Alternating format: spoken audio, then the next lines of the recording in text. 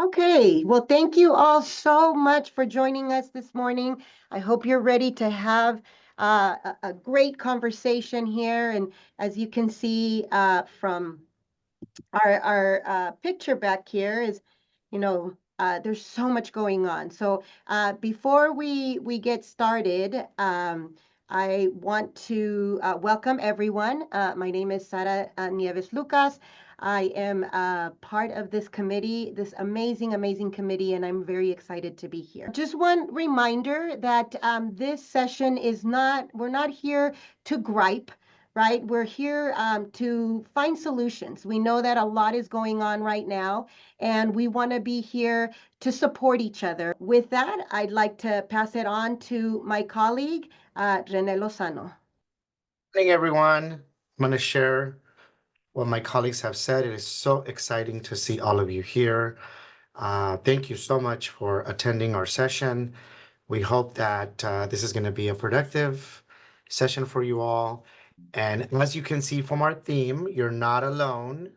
We all feel that everything, everywhere, all at once is coming towards us in the fall as counselors. So, um, that's the purpose or the reason why we named it that, because I think it's a reflection of how we're all feeling as we approach a new academic year. So we're going to kick it off by giving you sort of like some things to think about regarding the state of transfer, a little bit about us as a committee through FACCC, and then as you can see, there's going to be two main sessions regarding the ADT mandatory pathway that's coming our way in the fall, and the implementation of CalGETC, right? Those are two huge things that we have to be ready as institutions across the state to implement at our respective campuses. So we thought that a conversation about those issues would be a really helpful thing this semester. A little bit about the history of who we are. As you can see, I'm not going to read our names too, but these are the people that are part of this committee. We wanted you to know, as the chair, I wanted you to know that the reason why this committee was born via the FACCC organization is because we thought that the counselor's voice was missing in a lot of the conversations at the legislative level, especially. As you all know, a lot of the legislation that comes down the pipeline is created by organizations that are not necessarily the practitioners, the actual counselors that do the work with students. And so we thought it was important to create a committee aside from the teaching faculty, although I know a lot of us teach as well, that really highlights the voice of the issues that we as counselors think are important, because we are the ones that work with students one-on-one regarding all of these issues that are coming our way. So as you can see, we have assembled great folks here, including my colleagues Steve, Michelle, John, Sara, and Yvonne. I actually want to give a shout out to one of our former members that I saw in the room already, Carlos Maruri from Compton. I want to give him a shout out because he was also very instrumental in the inauguration of this committee and did a lot of good work for us while he was a member. So hello, Carlos. Thank you for joining us as well. It's great to see that you're here. But I also want you to know that although there's a lot of Southern Cali folks on this committee, we do have Michelle from Mission College representing our Northern Cal folks, and then John Noyola representing our adjuncts as well, because we think that that representation matters as much.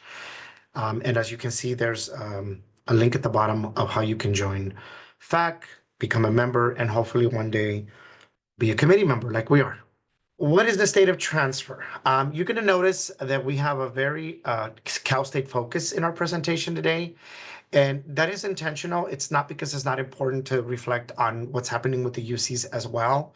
But those of us that have been counselors for a while know that the UC system really hasn't changed much, how they do admission practices, admission policies, things of that nature. But the Cal States, on the other hand, have.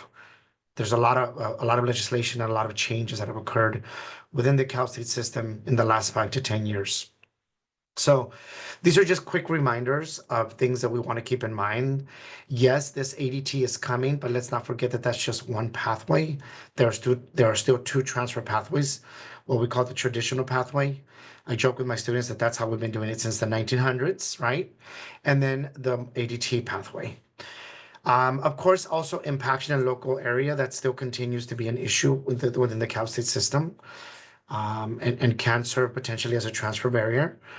And clearly, we're here because there's a lot of transfer legislation that aims to improve transfer, but that doesn't always necessarily have keep everything in mind, or dare I say, maybe simplifies the solution. So it's not that we're not on board with some of this legislation, and it's not that we don't see some of the benefits of it. But at the same time, we as counselors know that it's a little more complicated than that there's other layers that we have to consider when it comes to transfer admission. And something that we're really excited to share with you about regarding grade alleviation reform. So I'll have a slide on that shares with you a little bit of some of the work that we're doing as a committee to address what we think is a huge equity issue, and that's grade alleviation reform. So again, I know I'm preaching to the choir if a lot of you in the room are counselors, but I think it's important to keep in mind that although ADTs are here and they're here to stay, it is at the end of the day still just a different pathway to gain admissions. It's not the only way. And I think that in practice, as counselors, we know that the ADTs are not for everyone. They may not serve the need of every student, right? So in the traditional sense, we know that what those minimum CSU requirements are. I didn't want to spell them out because we know what they are, right? The 60 units, the golden four, the 30 units of G, etc. But obviously the drawback of the traditional pathway is that you still need to research lower division major requirements on CSU's respective websites, particularly for those screening campuses like Long Beach. And we have to still rely on assist.org to be updated in order to match those courses to our CC courses. The flexibility, however, in the traditional pathway is that now CSUs are accepting lower division students. Is that necessarily a good idea in practice? I think we can talk about that, and we all have different opinions. As a whole, maybe not, but the point is that that's an option now. So, for example, locally, LA and Dominguez are accepting lower division students with submission of high school transcripts. Dominguez has shared that they'll literally take our students with 6 units English and math, right? And so the flexibility is there in the traditional pathway. Plus, as we know, G certification is not required for admission. Whereas in the ADT pathway, we know that it's a package deal, right? Yes, the benefits are that it's the one common list for lower division, that 0.1 bump that, again, in practice, we're not so sure how much of a difference it makes, but it could make a difference for some students. The guarantee into at least one CSU campus with redirection, the guarantee to graduate in a timely manner within 60 units. But the difference is that there, the G pattern is required. And that's something that could potentially keep a student there longer, which again, depending on where the student is in their transfer journey, we as counselors at that point will help the student navigate that decision.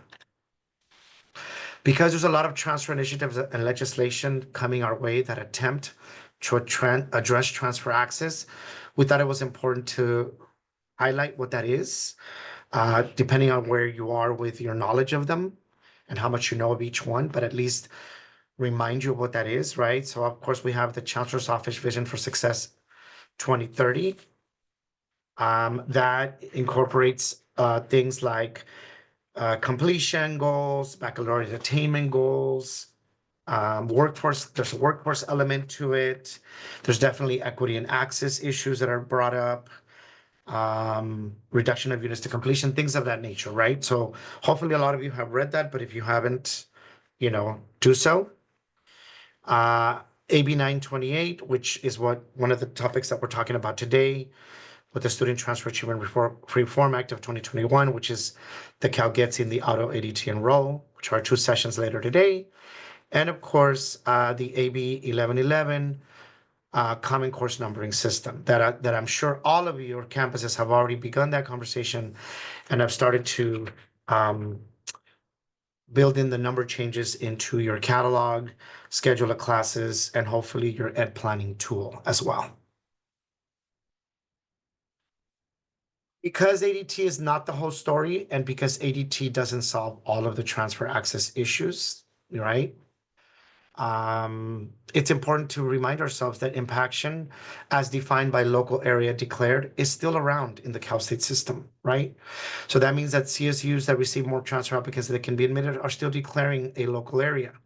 Luckily, that number of campuses has reduced down to the ones that you see on my second bullet. It used to be a much longer list. I think that's great because that's more access for our students. But hopefully, you know that still Fullerton, Long Beach, San Diego, San Jose, Fresno, and San Luis Obispo are exercising this local area. That means that they typically require higher GPAs for out of area students. And as you know, local is defined by where they earn most of their units. Typically, it's the local backyard community colleges of San Diego or Fullerton or Fresno, but SLO and Long Beach are a bit of an exception. SLO considers you local or a student local based on their high school graduation districts, and Long Beach considers both local high school districts and local CCs that they've now identified on their website if you want to learn more about that.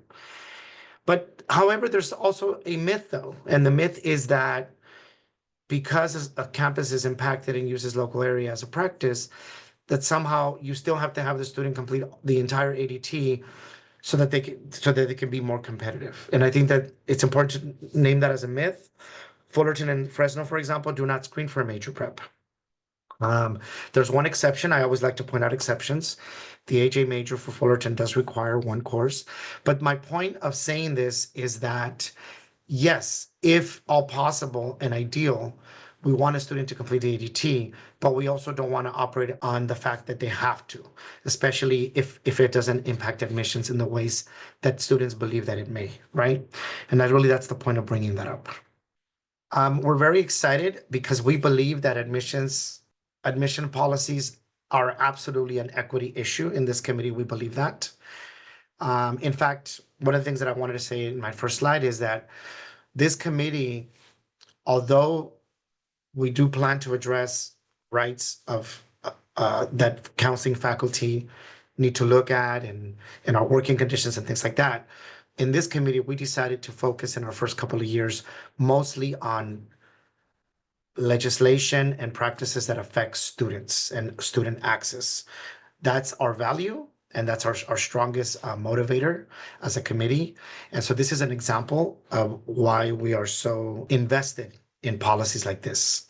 So we are working really hard on a CSU grade alleviation reform. As I'm sure most of you know, the CSU system averages out 2 attempts of the same course if taken at 2 different CCs. So the example would be they earn a D or an F in Intro to Psych at your institution, they run to your neighboring institution and repeat it successfully with a C or better. Right now, that the way that the Cal State Apply works and the way that Cal State admission evaluation works is they're going to average out those 2 grades, even though a student successfully repeated it. That's very different than what the UCs do. The CSU system requires that the original CC, where the student earned the substandard grade, makes a notation of alleviation if repeated at a different institution, which a lot of us don't have necessarily a petition like that. My campus at El Camino does, but a lot of us don't. So therefore, the best way to address this issue is by reforming academic renewal. So this committee's goal is to reform the academic renewal policy, but we want to do it on a statewide level. We don't think it's fair for a student to have varying ways of alleviating their GPA depending on the district that they attend, depending on the city where they live in, and depending on the college that they attend, right? We want this to be equitable for all students. So although some of us have more forgiving policies, some of us have very strict policies. And we won't go into the weeds of that, but you can always look it up and see what we're talking about. So we started this reform by presenting this issue at a couple of key places. One of them is at our annual FACCC Advocacy and Policy Conference in the spring of 24. We had a very successful workshop there and a lot of people that attended and were on board with what we had to say. And recently in the fall at an Academic Senate plenary session. So we've been getting the word out and we've really seen that momentum grow. And because of that, we're very proud to say that we now have a member in an academic renewal task force via the California Community Chancellor's Office to adopt Title V revisions of academic renewal. This is chaired by the Assistant Vice Chancellor, and I'm part of that committee. And I've been able to bring the proposed changes that as a committee we feel are important to Title V regarding this issue. And it's been, so far, we've had a couple of meetings and they've been very receptive for us changing it for the better and for the benefit of the students. And this is the official stand that the committee, or the official recommendation that the committee is making for the reform. We are basing it on the LA District's requirements for academic renewal as our base. We're hoping to make it even more student-friendly than this, but this is the base that we are starting off with. And I'm sure that a lot of you know what your respective academic renewal policies are. So when you read this, you'll be able to compare to see if you do it similarly or if yours is a little more strict and restrictive, right? So we would ideally want every institution across the state to allow coursework to be alleviated using coursework completed at any regionally accredited institution, not just in-house, right? Not just at their own college. We would like that to be that the policy is that they can alleviate up to 30 units max. They can submit it multiple times. So I'm going out of order in my bullets here. That's bullet number 3. And that all they need to have this approved is 12 units with a 2.0 and in any academic term. Doesn't have to be a regular semester in order for us to disregard and make a notation of the academic renewal. And the reason why this is so important is, again, because if the Cal State system is not going to necessarily change their policy on how they view a repeated grade, the way that the UC's comprehensive review does, we learned a long time ago, right? We have intersegmental partners, but we don't have jurisdiction over how our intersegmental partners do things. So we thought the best way to approach it is by changing how we do things. And if we change the way that we do things, then we're still doing something about it, and we're still addressing the issue to the best of our ability. So we are very proud that what started off as an idea is now at the chancellor's office level, and that we are literally in a group that can potentially change Title V language in order to make this happen. Of course, we will keep you posted regarding our success on this, but fingers crossed. Right now, we're feeling very positive about this potential change. And this is a great example of the kind of work that we as a committee like to embark in to make real change across the state. What are some of our goals? Well, we definitely believe that we have to be advocates for practitioner-based transfer legislation. There's a lot of transfer legislation out there that is not initiated by those of us that are practitioners. And although it's well-intentioned, sometimes it's not comprehensive enough. It doesn't really address a lot of the issues. For example, a lot of the legislation that's out there claims to be addressing equity. And we sometimes find that the equity piece is just not there.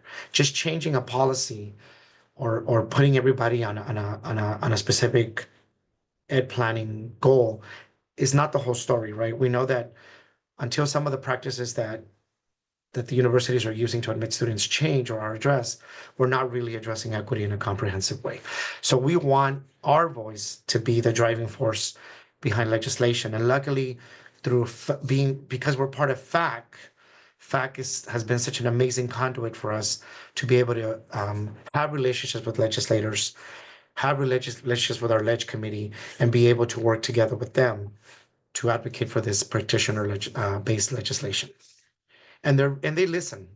I don't know about you all, but sometimes within my own campus, I don't feel that necessarily in the committees that I'm a part of, like whether it's Academic Senate or Ed Policies Committee, I feel like sometimes in our own boxes, things don't go very far. But at the state level and at the FACC level, because we're involved with legislators, I find it to be a much more productive thing. So if you've never thought about FACC, you should really think about joining the organization. And we'll talk more about that later.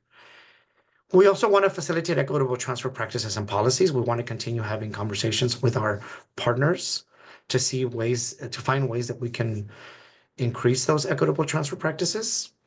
We want to continue working with Chancellor's Office Academic Senate to change Title V and make Title V revisions where appropriate, depending on the issue that we want to tackle. So the fact that we've dipped our toe in that now and are starting that is a very exciting thing for us because we want to continue that. And as well, we want to collaborate with intersegmental partners to advocate for those equitable admission practices.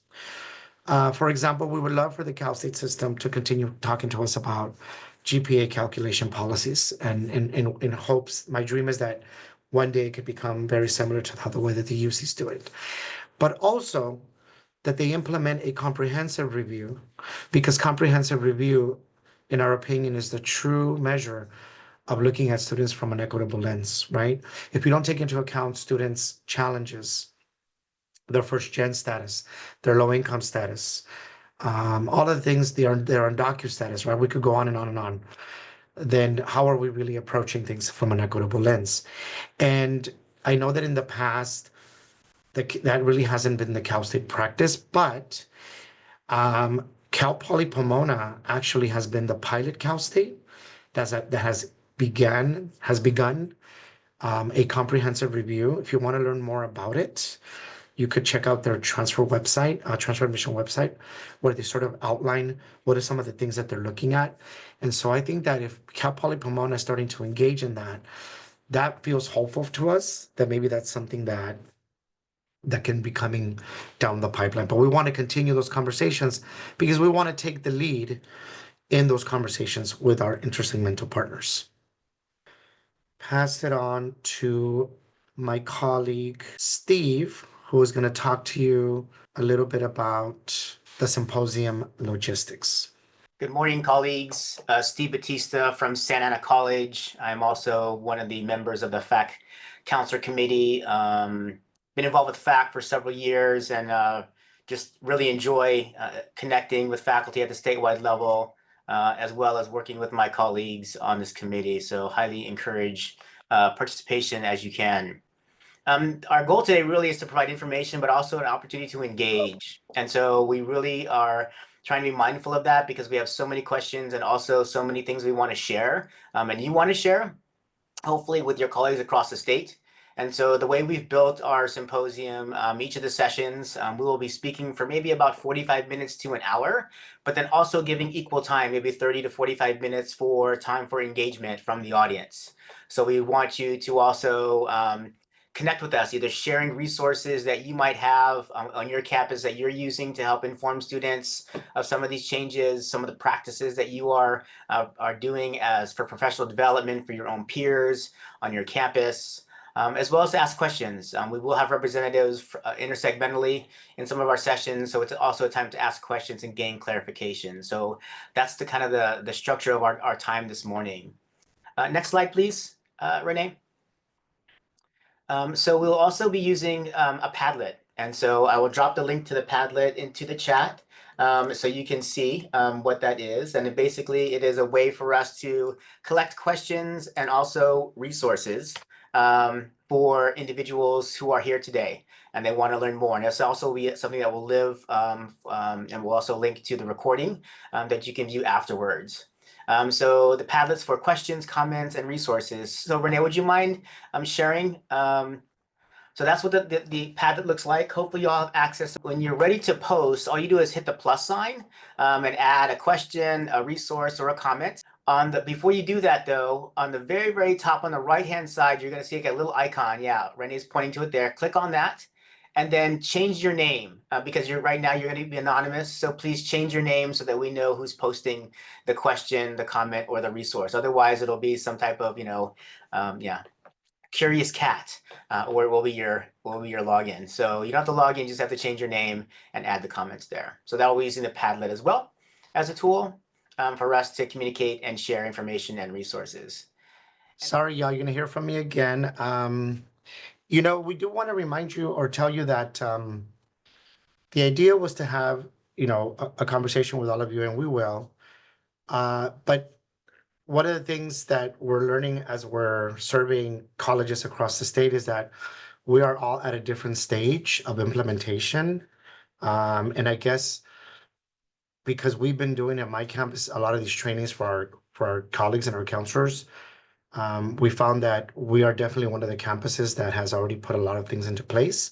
So we figured that it would be good to offer a session on how we're implementing things. That way, if you find it useful, things that you can borrow, or maybe, once we have the discussion, you can tell us what you're doing and learn from each other, right? So this is really the intent of this session, for you all to see sort of a case study or an example of how one campus is already forging this ADT pathway across the dimension, like Sarah said. Okay. So if you notice, obviously this slide has to do specifically with El Camino, because we're going to be giving you a lot of El Camino specific practices. But on the other hand, think of it as sharing a best practice, right? There's a lot that you'll be able to relate to and apply to your respective campuses as well. And this presentation was prepared by both myself and our Dean of Counseling at our college, Dr. Dipti Patel, and I do like to give credit where credit is due. She provided a lot of the content and most of the content for this presentation as well. So why, right? Let's start out with the why. Why are we doing this? What are the drivers behind us having to implement and mandate the mandated ADT? Well, we talked about it earlier, right? I mentioned it on one of my previous slides. The vision for success and student success vision for 2030 is an important thing that is upon us, and we have to start working towards it. The fact that CalGETC and auto ADT enroll are coming. And of course, again, the common numbering system. Specifically, though, this presentation is going to focus on how we're implementing the ADT and what is the reason why we're doing it. Well, because yes, we need to address transfer, right? Statewide, 90% of the students are transferring within 4 years and 28% within 6 years. And we also know that there's a racial disparity among groups. I won't read at you. I think you can see the slide and read it yourself. But that is an issue. There's a level of there's an element of equity that we need to address. It's not just about increasing our number of transfer students, but it's about increasing specific students' numbers as well, right? And of course, this idea that there's students still taking excess amount of units towards degree and transfer. So that is the impetus behind legislation of this type. This is our specific snapshot. Again, I don't know if any of you or any of your respective campuses have taken some time to start doing your own sort of assessment of where you are with your transfer numbers. But I just wanted to leave the slide in there to kind of show you that we are doing some of that work already and looking at our own local stats to see how many of our students are transferring within 4 years. Where are they with completion of English and math? What are the average units for completers? Things of that nature. Because if we see the data, then we allow the data to inform our practice, and we're able to come up with specific strategies to address some of the transfer challenges that we're having. So I invite you all, if you haven't done this in your respective campuses, to engage in this process so that you can identify sort of some of the things that you want to tackle. It's interesting that it's called the auto enroll and exceptions, or auto enroll specifically. I don't know about the rest of you, but there's nothing auto about it. It's kind of hard unless you have specific software that your institution has adopted to make it an auto process from the time that they declare their goal or their major on their community college application to the time that you build the ed plan. If those softwares are communicating with each other, I don't know if you've done that, but I know that for us, we haven't been able to do that. So there's, even though it's called auto enroll involves a human element, right? It involves us as counselors putting it into place. The law, starting in fall 2024, states that where ADTs for major pathways exist, then California community colleges shall place students on the ADT pathway if students declare a goal of transfer on the mandatory educational plans. And you can see the ed code that is being referenced there. So again, I know that a lot of you probably have been to conferences where this has been talked about, or maybe you've had conversations like this in your respective counseling divisions. But there's a lot of studies out there, right, that have sort of shared sort of the state of transfer and where we are. And so a lot of this is informing the practice that we're doing. So again, These are just examples of things that you should read upon if you haven't really had taken the time to read some of this transfer, some of these transfer reports that are out there. The memo and the guidance on ADT placement states that whether at the abbreviated or comprehensive plan point, or whether automated or manually applied, if a transfer student identifies a program of study in which there is a current associate degree for transfer available, then the college is obliged to place the student on that pathway via the student's educational plan. Okay, so you can see our little funny memes on the right about what that means, but basically just a good reminder that we have to be in front of this because it's here, and you have to put something in place to define for your respective campus what that means. What does it mean to place a student on a mandated ADT? So breaking it down to the who, the what, and when it applies. Well, if a student states as their educational goal that they want to transfer, then we need to decide, are they transferring with an associate's or without an associate's? That's the first decision that has to be made with the student as a counselor. The timeline, it really technically started as of August 2024. So any student that was new from fall 24 or later has to technically be placed on this. For a lot of us, we're playing catch up this year, this academic year. Continuous student who changed their goal after 2024 is also another population that this applies to. And of course, the question that we have to ask ourselves when we're meeting with students is, does your respective campus have an ADT? We all know that we all have a different list of ADTs. We don't all offer the same ones. At our particular college, we have 18 AATs and 6 AST options, but I know that for your respective campuses, you might have more, you might have less, and that some of you are still probably working on adding some more, like most of us are. The key thing is that there's also an exception piece to this, right? The ADT is not appropriate for every single student. So what are some of those exceptions that have been shared with us to guide our work? The first one is, of course, if the ADT does not exist. So we don't have a bio one. We don't have an engineering one. We don't have a nursing one, right? Those are examples of majors that we couldn't possibly place a student on an ADT, at least not at El Camino, and I don't think that in any place there's a nursing one. The other exception is a student better served by a local associate's degree, depending on their ed goal, depending on their career goal. Does it make more sense for a student to follow a local degree? The third one would be, are they UC bound, private, independent school bound, or out of state bound? Does it always make sense to place a student on an ADT if they're not transferring necessarily to the Cal State system? Because there's an incompatibility between what the UCs and private schools are requiring for admissions versus what the ADT is asking of the student. And again, I know I'm preaching to the choir, but these are things that we need to be mindful of.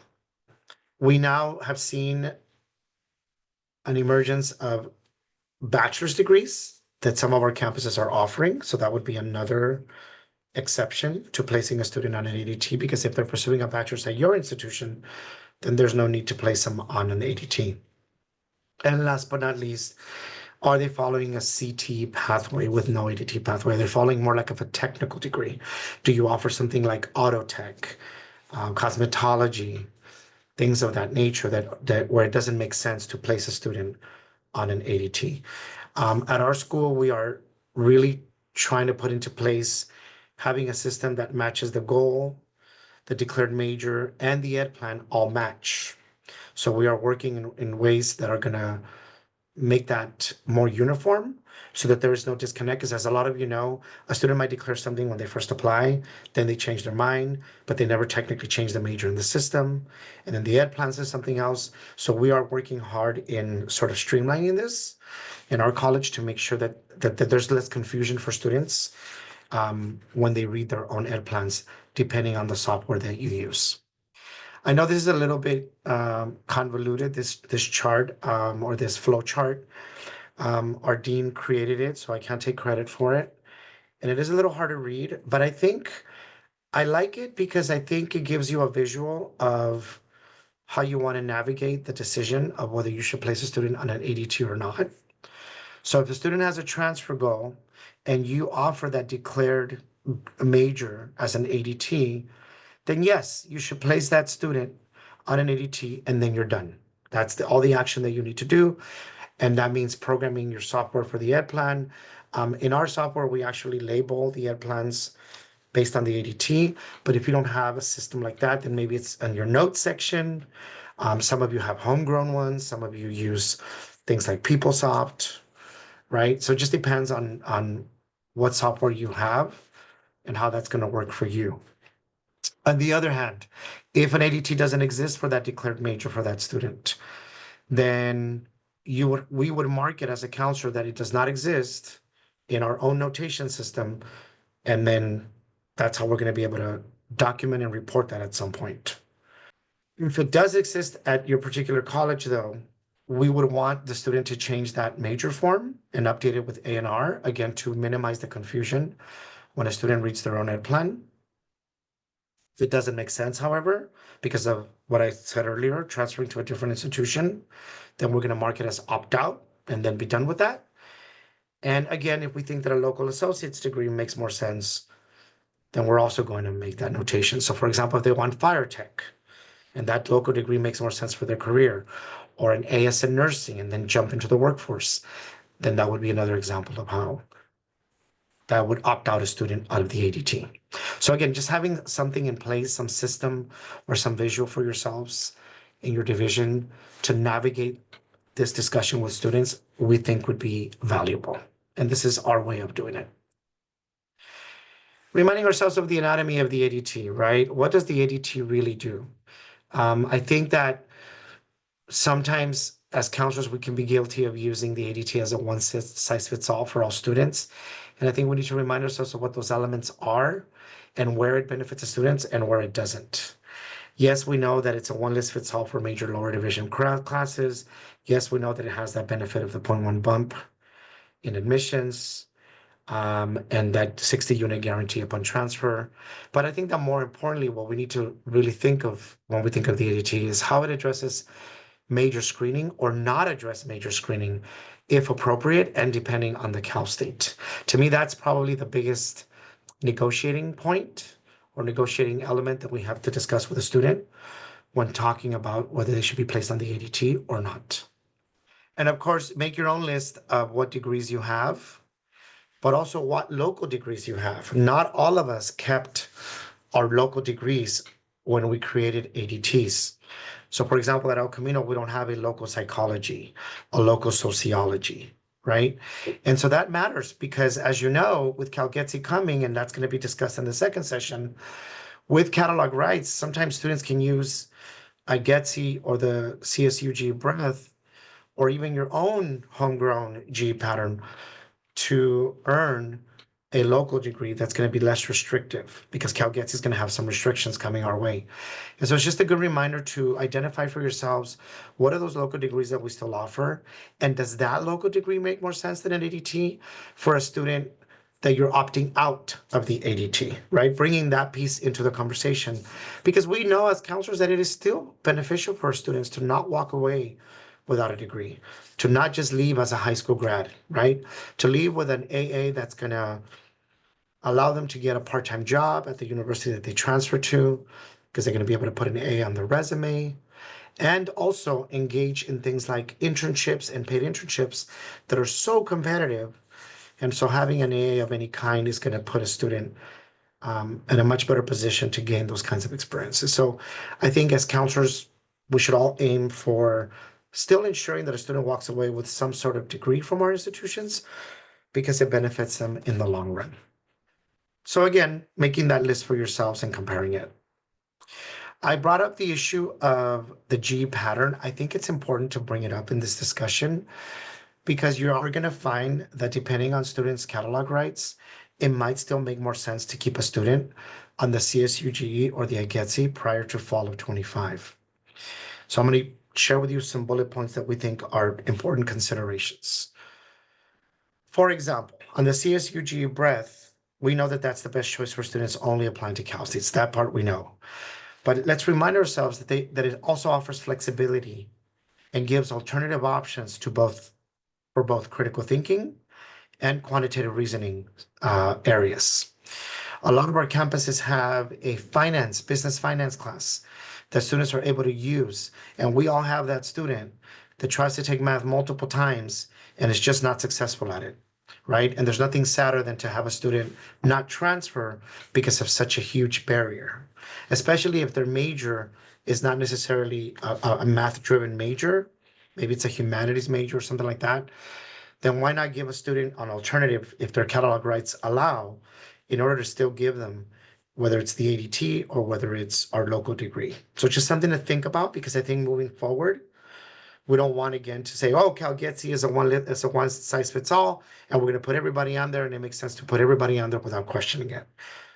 Not at all, right? I think we need to still be mindful of how the G patterns that will remain in place for a while can still be something that benefits the student more.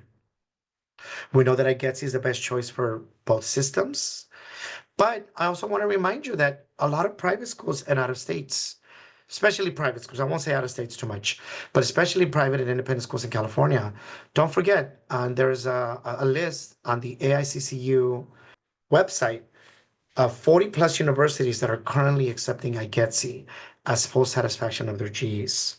We don't know yet. We haven't gotten final word yet about whether CalGETC will also be accepted by all the same 40 private and independent schools.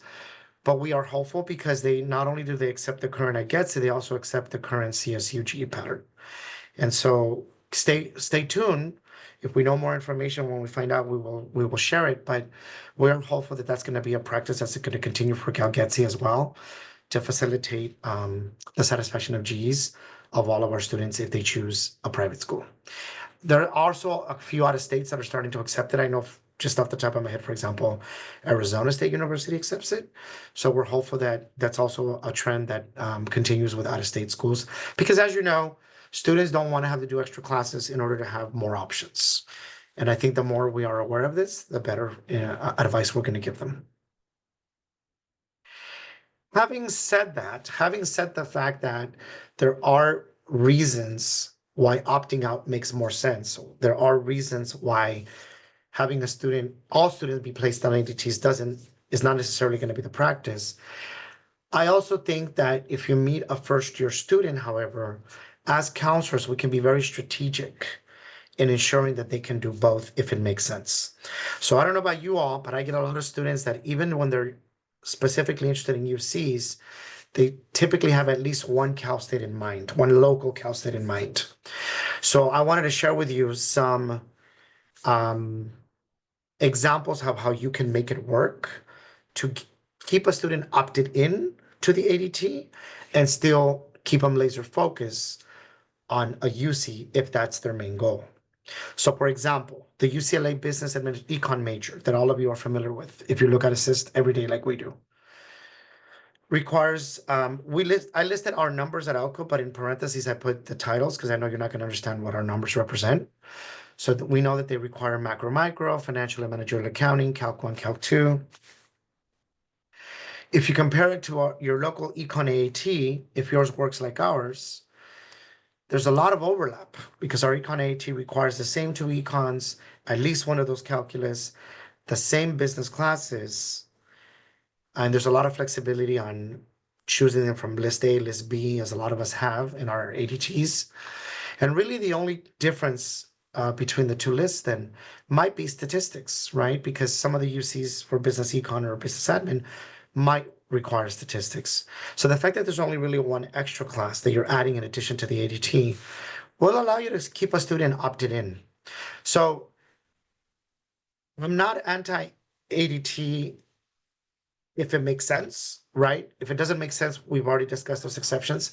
But if you can make it work and overlap it in creative ways, like the way that I'm showing you here, I think at the end of the day, if we care about what benefits the students the most, this benefits the students the most because it still keeps them UC eligible, but at the same time allows them to gain the benefits of earning the ADT towards the Cal States that they care about. Another good example would be psychology. For a lot of us, we require a lot of the same classes across the board.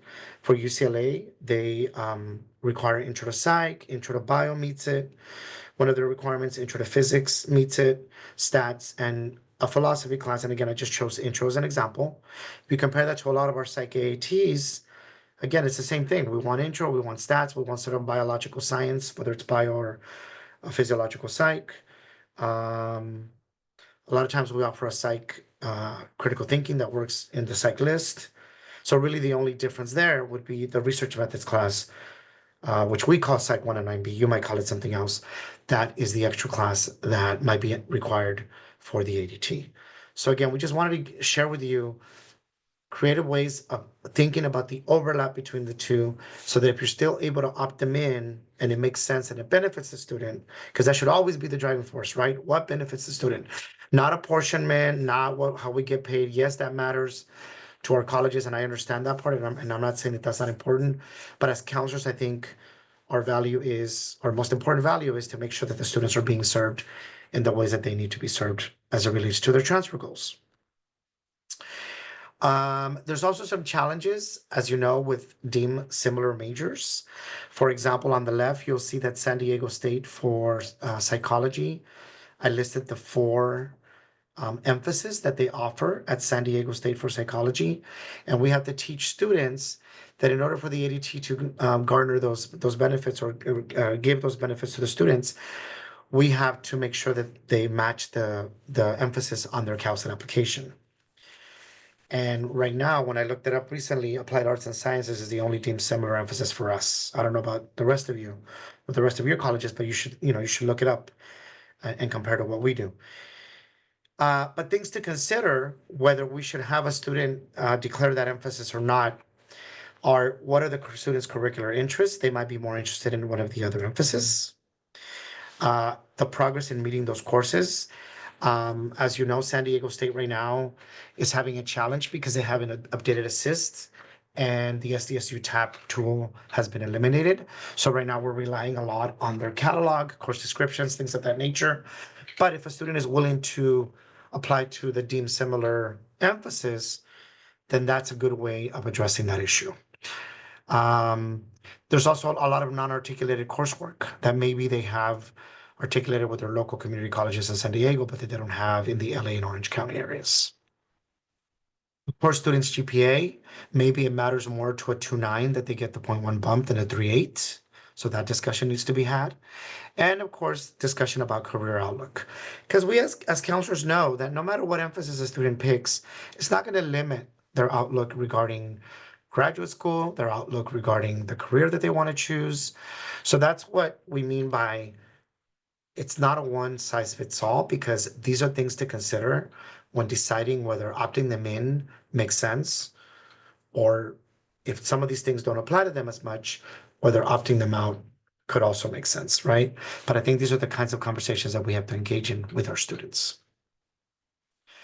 So when would a local degree better serve a student? Let's think of some examples. Well, some local degrees at our respective community colleges are less demanding.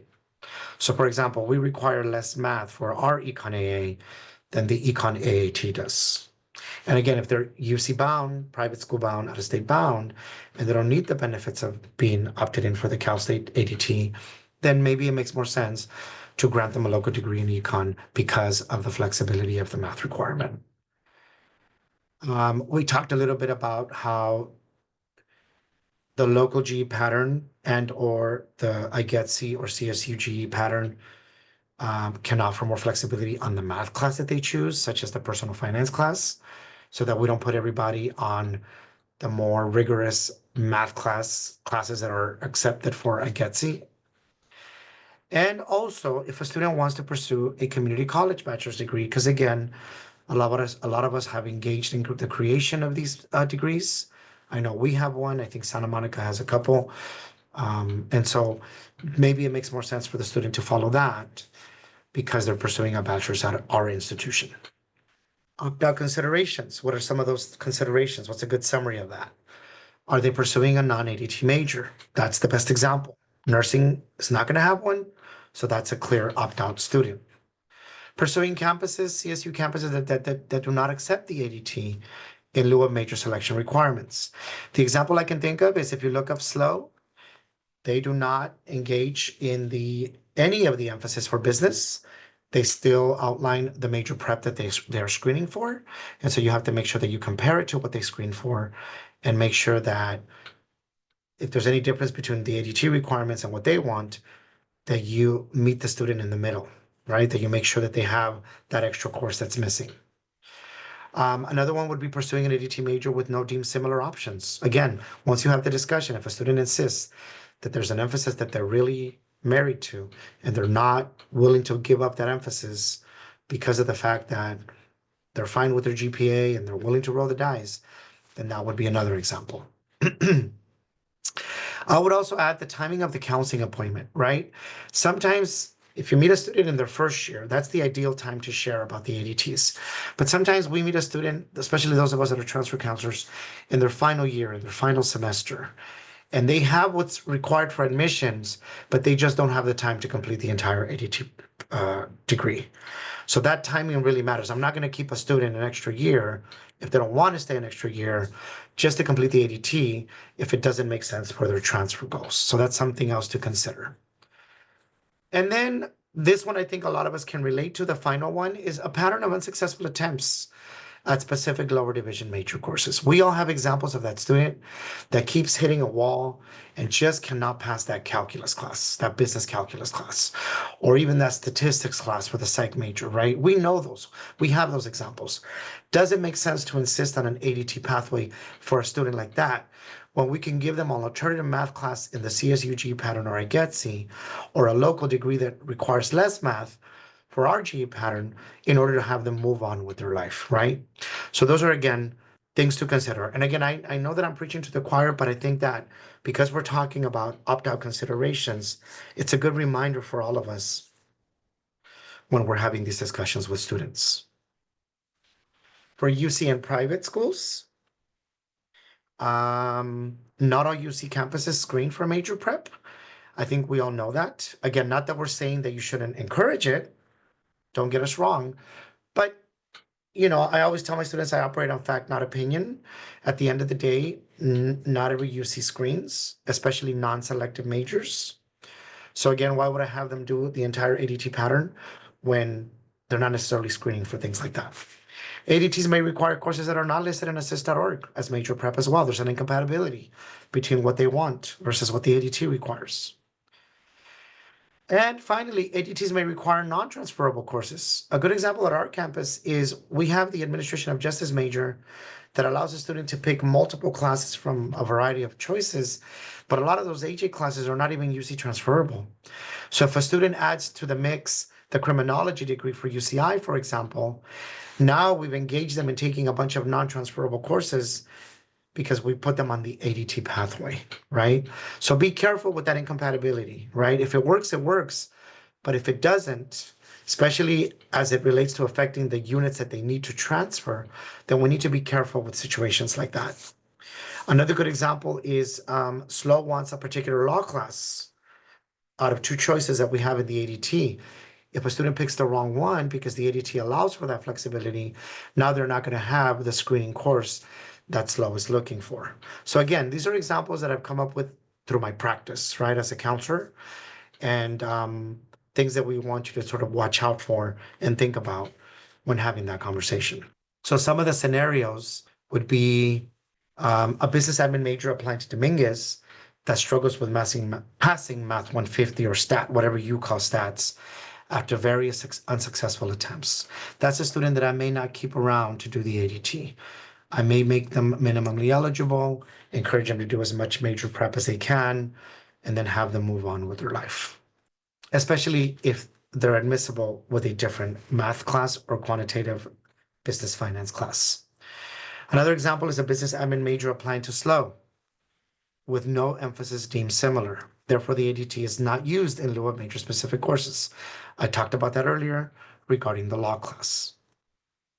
Another one would be social science and humanities UCs majors that do not screen for major prep for admissions. A lot of UCs don't screen for political science, for history, for philosophy, for foreign languages, for ethnic studies. So it doesn't always make sense to extend a student's transfer timeline to complete an ADT in those majors if that's not what they are pursuing. And for those of you that are super familiar with TAC criteria, ADT courses are often not required to meet TAC criteria either. Again, especially for non-screening majors. So I can technically tag a student to Santa Barbara without having a single history course, lower division history course taken on assist, and they would still be tagged. Again, am I saying that I'm not going to encourage a student not to take those history classes? Of course not. We will. But the fact is that depending on at what point in their transfer journey I meet them, it may not make sense to extend it to complete the ADT if they're ready to go with tag criteria, right? So these scenarios are really important to keep in mind when engaging in the conversation about opting in and opting out. The other piece that comes with what we do as counselors at the one-on-one level with students is the fact that as institutions, we are going to be mandated to report things, right? We know that. We are a mandating body at the end of the day. And this is a really good slide that gives you, for those of you that have been around as I have, as long as I have, as an educator over 2 decades, we've seen all of the different variations of policies and funding formulas that have come our way and how they want us to report things for funding purposes, right? 1986 is before my time, but that's when we used to get funding depending on matriculation, right? Uh, like we used to say, butts and seats, if you will. But then over the decades, over the years, we've moved on to a student success and support program as a triple SP formula. And we are very familiar with how a lot of that funding became student-centered funding, where we had to hit certain benchmarks in order for us to have the funding. So it became more of a comprehensive funding formula. It wasn't just based on enrollment anymore.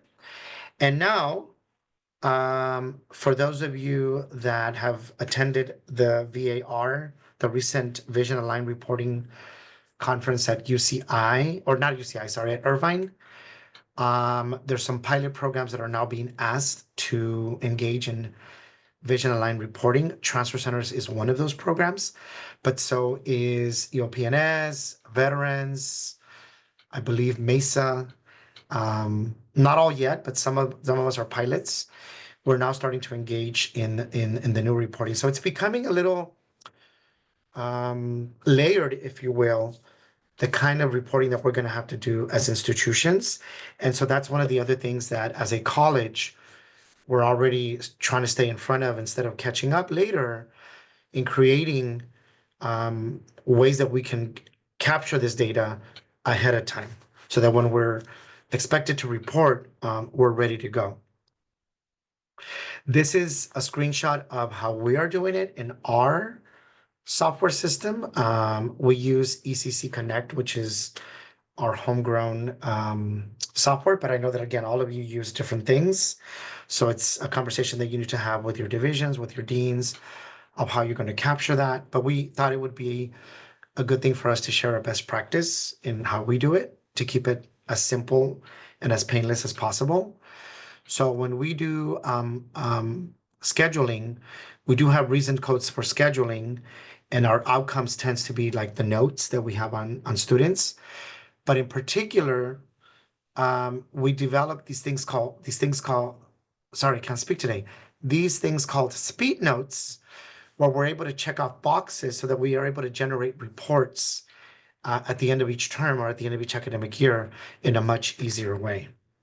So first we would indicate the location, like what program is reporting this. In our case, my example shows the transfer center, but for you, it could be general counseling, it could be meta major, it could be OPNS, it could be FYE, right? Then we already incorporated the opt-out pathway exceptions. So if we're not putting them on an ADT, then we're going to say it does not exist because it's nursing, for example. If it makes more sense to have them follow a local associate's degree, we will indicate that there. And if we're opting them out completely because of other reasons, because their transfer goals are different and they're not CSU bound, then we also have that in there. We had a discussion in our division of if it would make sense to add a fourth box to say that we're opting them in. I guess that's another option if you feel that that's a better way of capturing that. But for now, we just listed the opt-out options. And that way we're able to generate that report a lot easier instead of catching up later or trying to find out who was opted out based on only a narrative of notes. As you know, MIS contacts have not gone away. We are all still responsible for MIS contacts. So I'm sure that all of you have a way of capturing that. The two biggest ones, of course, being, did you develop a abbreviated ed plan or a comprehensive ed plan? And if you did not do an ed plan, because not every appointment generates an ed plan, we know that, then what did you do with that student? So that MIS contact data still has to continue being part of what we capture. And we then, because we are transfer as a pilot program, we've also added the vision aligned reporting into our software. That includes noting if you spoke to a student about basic needs and did a referral, about mental health services, about career counseling or employment outlook, and also financial aid or scholarship counseling assistance and referral. So that is what's expected of VAR for those of you that are not familiar with it. And this is our way of capturing all of it in one place, because again, reporting is not going away.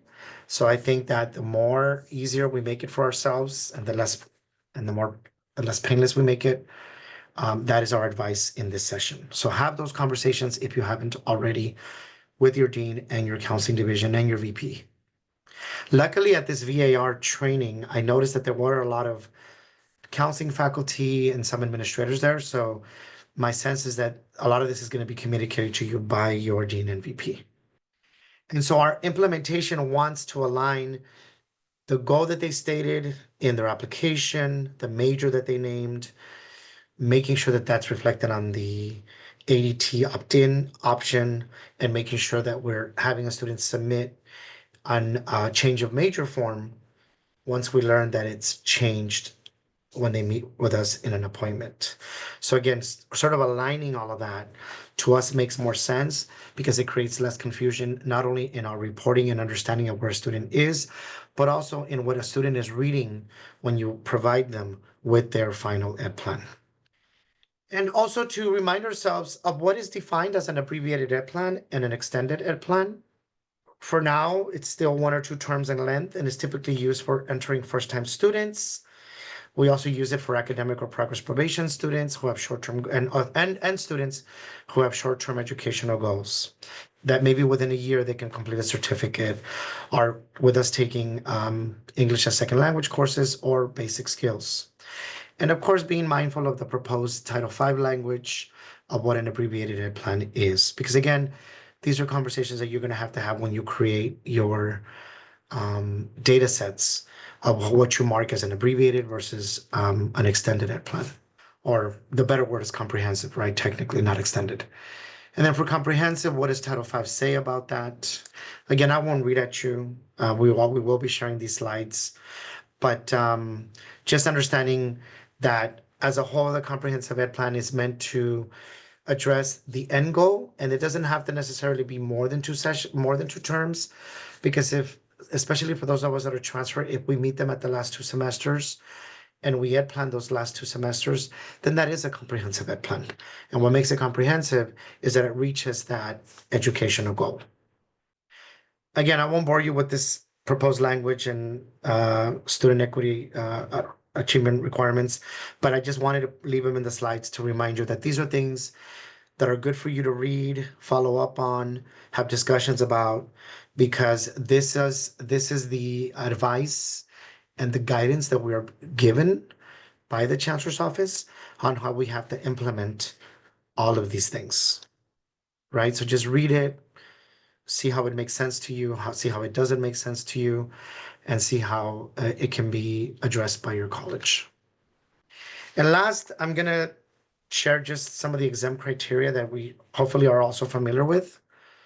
The exempt criteria that the district adopts for students that can be exempted from what we normally require of students, which is orientation, assessment, counseling, advising, and student ed plan, are things like if a student has already completed an associate's degree or higher, has enrolled at the college for other reasons, such as career development or advancement, has completed services at another community college within the time period identified by that district, has enrolled at the college solely to take courses that are legally mandated for employment, or has enrolled at the college as a special admit pursuant to ed code. Just again, things to keep in mind because again, we don't apply everything to all students. It just depends on what their goals are at our respective campuses.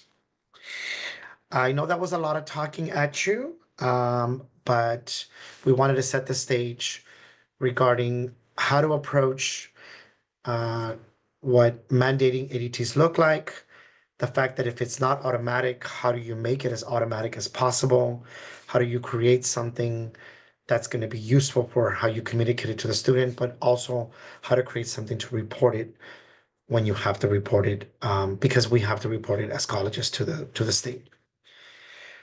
So I'm now going to pass it on to my colleagues, Sarah and Steve, to facilitate our audience interaction because we don't have all the answers. We don't pretend to have all the answers. As a committee, we are taking the lead in learning about this, but it doesn't mean that we know everything. Doesn't mean that we know about all the best practices. So ideally, when we created this forum or the symposium, we really wanted it to be audience participation focused because we really want to learn from each other and we want to know how are your districts thinking about this and what are your districts doing about it. And so I want to have them facilitate that audience interaction now. Thank you. Thank you so much for sharing your best practices, Renee. Um, what we had a question on what was the name of the tool that you at El Camino use? I know that some of us, like Santa Monica, have homegrown tools. So they had a question about that. Yeah, we use our homegrown as well through our, we call it ECC Connect. So we use a thing called MyECC for students to register for classes, to produce transcripts. So we basically have an ECC Connect system, and our ed planning and our reporting is a branch of that ECC Connect tool. So like you, we have a homegrown. Thank you. Do you want to bring up that slide or do you want to share the Padlet, Steve, and look at some of the questions that we have? We encourage you, share with us. Do you have anything that you're working on your campus, Right. best practices? Yeah, there was a suggestion in the Padlet for resources. Yeah, what are folks working on? How are you engaging in this process and this policy and implementing it on your campus? Who's involved in the decision making? So if you have any things to contribute, that would be great. Just raise your hand. That would be amazing to bring you into the discussion here. And I do know, is Marcy from CSU here? Is she? I'm here. Oh, hi, If Marcy. there are Did you? questions, hi. Yeah. Hi. Yeah, Marcy from the CSU Chancellor's office is also here as well. So thank you. Mhm. I did see a question on the Padlet about ADTs and Yeah. similarity. So it's a good question. So the question is about auto-enrolled ADTs and then the fact that not all CSU campuses have similarity with all of the TMC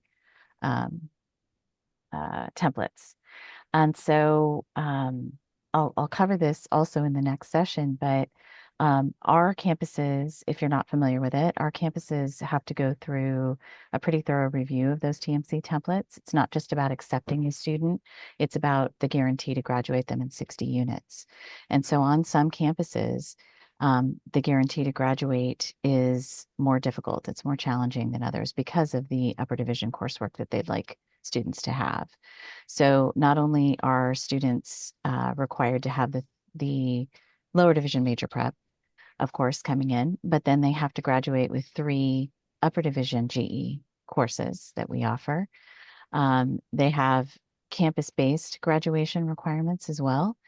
Those are somewhat individualized per campus.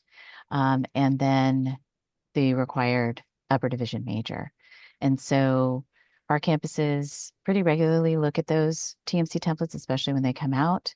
They do the best maneuvering they can with, I don't like this phrase, but the worst case scenario is a phrase that's been used, meaning a student didn't take necessarily all of the as Renee had highlighted, all of the major prep that matches what that CSU wants, because we know they have to be flexible, right? And so our articulation officers and faculty work together to try to figure out what is the best combination of courses for a student should they enter and get that 60-unit guarantee. So we really are looking carefully at those details, and that is where similarity is granted or not, based on what that particular CSU faculty feel is the most important way for a graduate to finish up on in our degrees and enter the workforce from there. So it could be based on industry standards, interests, latest technology, depending on the type of major that it is, wanting to make sure that the graduates from our campuses get as close to the same degree as a native student would. So equity can be approached from many different ways, right? So we also don't want to shortchange our transfer students with coursework that would be beneficial to them. So we're doing the best we can to kind of meet everyone in the middle with this, but that is where similarity comes from. So it's not just looking at titles, and it's not just looking at specific courses. It's actually figuring out, is there a plan that makes sense for a student to fit all of the requirements that we would like them to have before they graduate. So I hope that helps. I am not here to necessarily represent admissions. And so our stance for now is to default to CalGETC for brand new students as the recommendation, but we know that students will not be certified and therefore could continue to use, if they have catalog rights, they still have rights to, as Renee has highlighted, they have catalog rights to CSU GE breadth. On our campuses, each campus can create their policy, their individualized CSU GE policy as they deem fit for their campus. So they use the structure of CSU GE that was updated, that will be starting in fall 2025, but they are on their campuses allowed to decide which classes will work for their campuses. So I'm not going to speak to admissions for that, but that is the process that our campuses are using. They are using the structure of the updated CSU GE that has mirrored categories for CalGETC, but each campus, much like the UCs, still has their own CSU GE pattern that they will be approving courses for and having available to students that start directly or students that are not CalGETC certified. Thank you. And Marcy, we appreciate you being here, and we understand that, you know, some questions may come up that you may not have the answers to, but it is, you know, this is something that's, you know, coming up for us in the fall, and we appreciate your transparency in the fact that, you know, these conversations are still being had, and we hope that the Cal State system will continue to update us as counselors, as we are, you know, are the boots on ground. We meet with these students every single day, and we share their concerns. So we thank you so much for sharing. And I also appreciate your encouraging us to be advocates, right, for our students in ways in which we can reach out to people who make these decisions. And again, FACC is one of those organizations that has the capacity to be able to push, you know, things forward in ways to help influence policy and practices. But even counselors in general have opportunities as well to do that through Academic Senate and other venues as well. So I appreciate you suggesting or mentioning that those are ways in which the information needs to be pushed forward so that change can happen, or policies can be in place that are more student friendly. So thank you. Thanks. I appreciate that. Also, I am an adjunct counselor. Shout out to my Napa Valley College colleagues.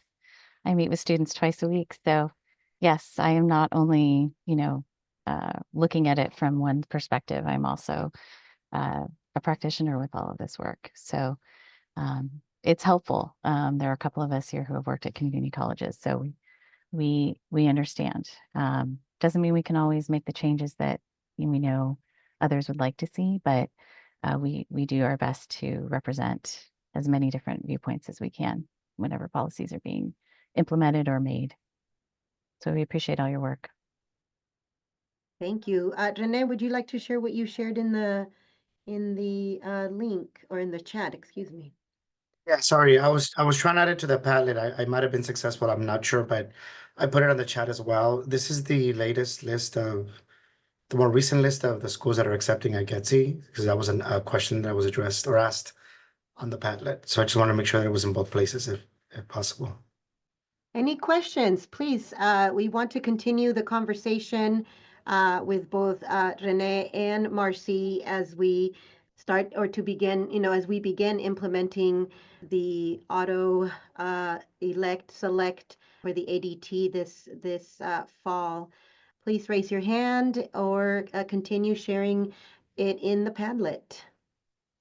I see a lot of counseling leaders in this group, so I know you're not doing nothing on your campuses. So we would love for you to chime in and share. Yeah, I'm looking at you, Eduardo. I see you looking right now at the camera. So what are you guys doing right now at your schools to really again begin putting your students in a better place to be able to again be aligned with the legislation as well as conform with practices that support counselors in ways that can help students opt out and those kinds of things as well. So. Yeah, so I was just okay.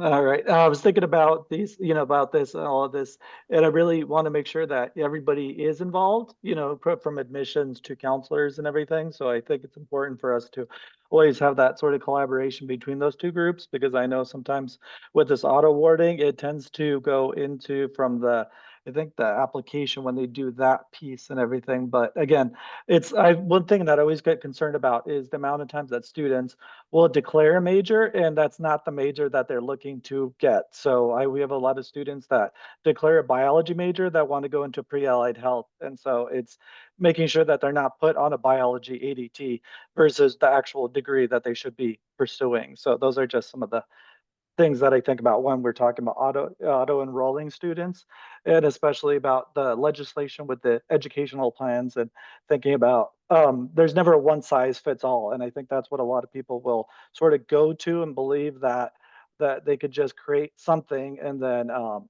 for example, there's these roadmaps that a lot of colleges have, but that's only tailored to one particular scenario, and that doesn't fit students who are maybe part-time students who are place bound. There's a lot of different factors that we have to take in consideration. So sorry I didn't have any questions. I was actually working on something else, but I appreciate the shout out there, Steve.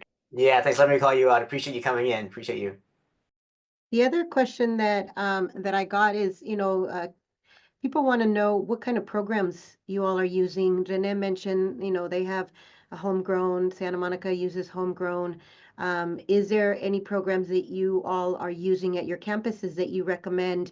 I know that in the last few years, Santa Monica picked up Starfish, and we're using it in a certain way that may not necessarily fit what we're trying to do, but we're using it, to reach out to students. So what are some of the programs that you all are using to start this process, if at all? Eduardo? I was going to ask, I'm sorry, it's a little bit unrelated to what you were asking, but since Marcy's here, I think this is important. A lot of times, the one thing in the articulation officer role that I do, I've been, hearing that, and this is that sometimes courses that students take at the CSU, and then they come back to so we get the reverse transfers, but they may take a math course that is not going to be eligible for the CalGETC, such as like a personal finance course and those ones. And so I think it's important for, counselors to be aware that sometimes the courses that they take at the CSU may not be eligible for the CalGETC. I don't know if you have heard that before, Marcy. Yeah, I've experienced that, for students that start at CSU and then maybe want to, for some reason, pursue IGETC also. And some of those courses may not have worked before. So that's a familiar scenario, but I don't have a remedy for that if you're asking for one. But it's all of the, I'd go back to, we're doing what we can to try to expand what the criteria are for the math area in the way that we can through faculty. But it is that faculty senate's decision and purview. And so we're doing the best we can, but I don't have a remedy for you for that situation. I'm sorry. No, I wasn't really looking for a remedy. Okay. I was just looking for verification of, because I think sometimes we may get too comfortable in thinking that it's all going to work together seamlessly. And we all know that sometimes there's going to be a little bit of nuance, and that we have to be aware of that. Mhm. Yeah, I don't think any of us here expect any of this to work completely seamlessly. So that's not our expectation. I think that's the legislators' expectation. So not ours. We know everybody's individualized and, and has their own pathway. So we're doing the best we can to interpret in the widest way possible, and implement in the widest way possible. But yes, we fully understand that students are individuals with all their different,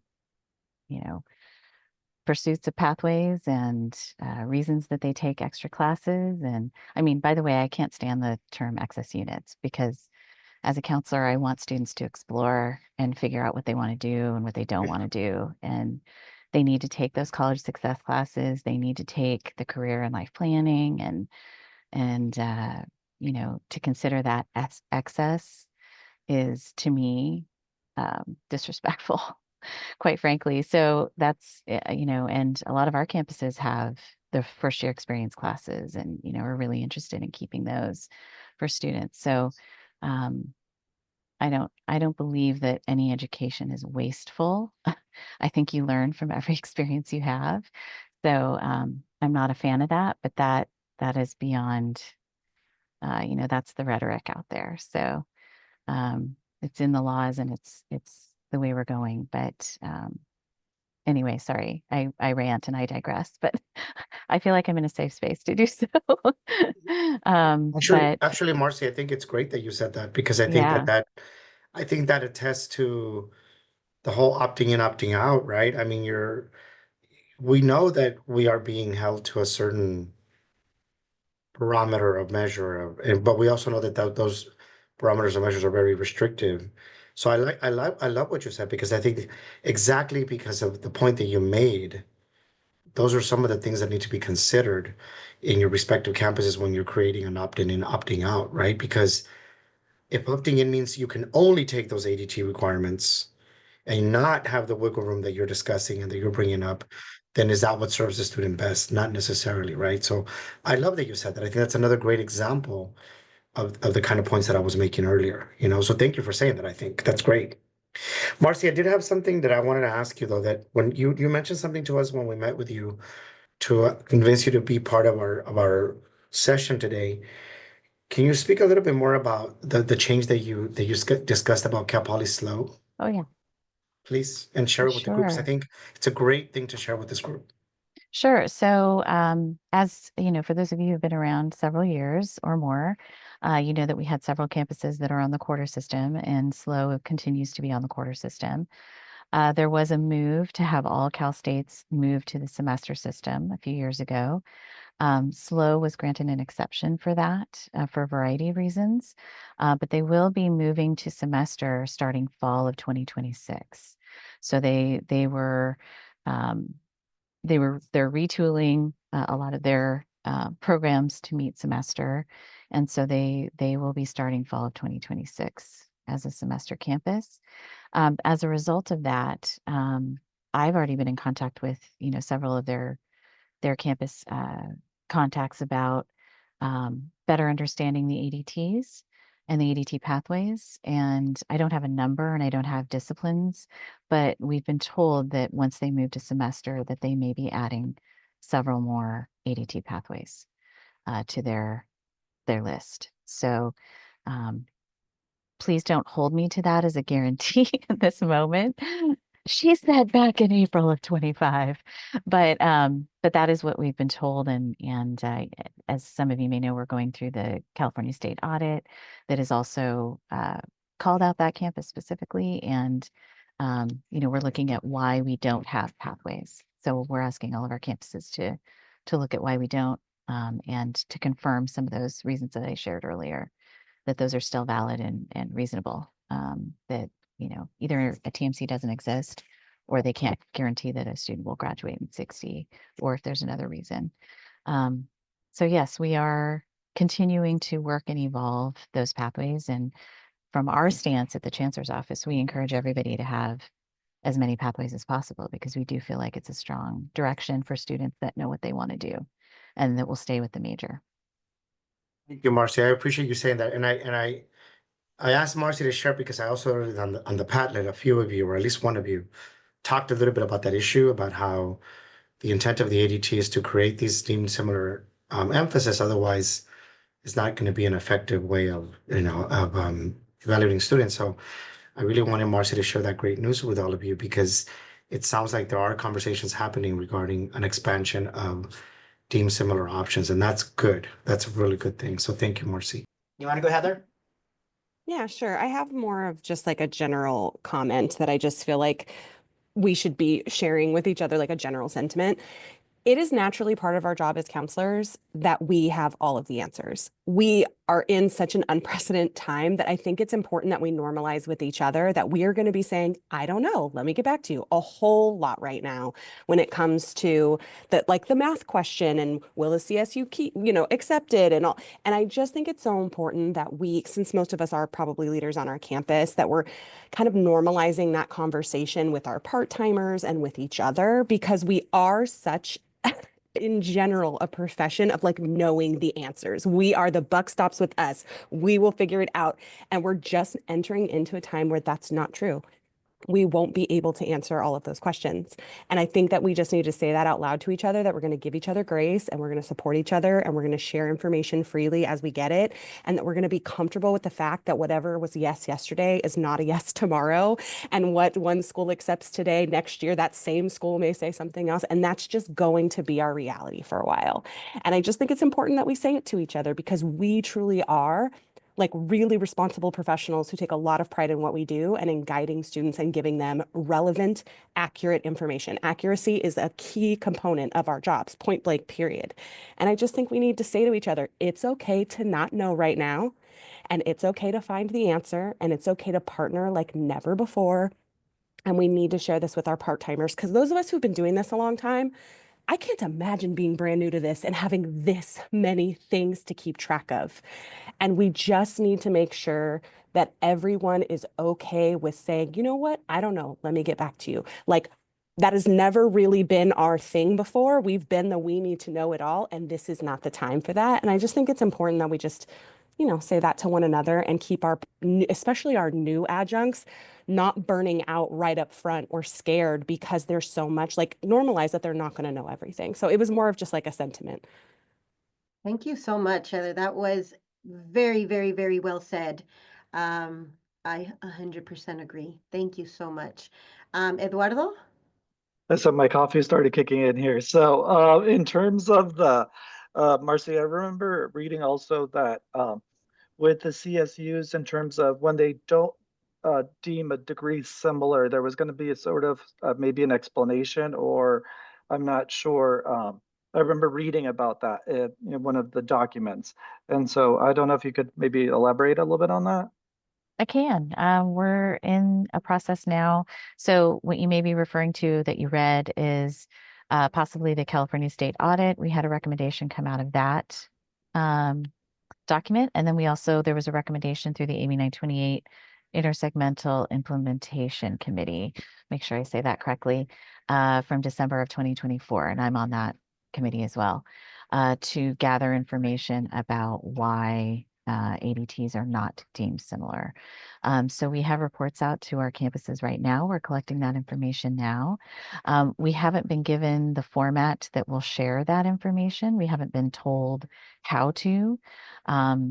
It could come out in a report of some kind on a regular basis. It could be reported out at a Board of Trustees meeting, through our system.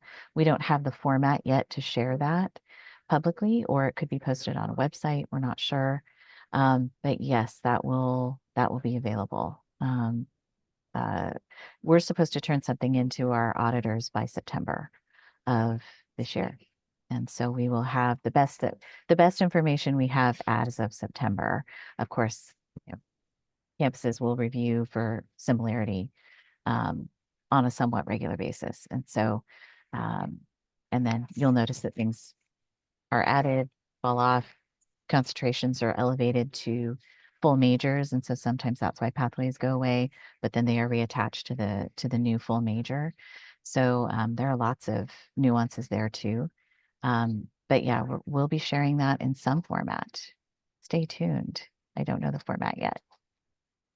Thank you, Marcy. And just, I was asking about platforms, and it was shared that Reedley, Fresno, and Madera community colleges are all using Starfish. El Camino is also using Starfish.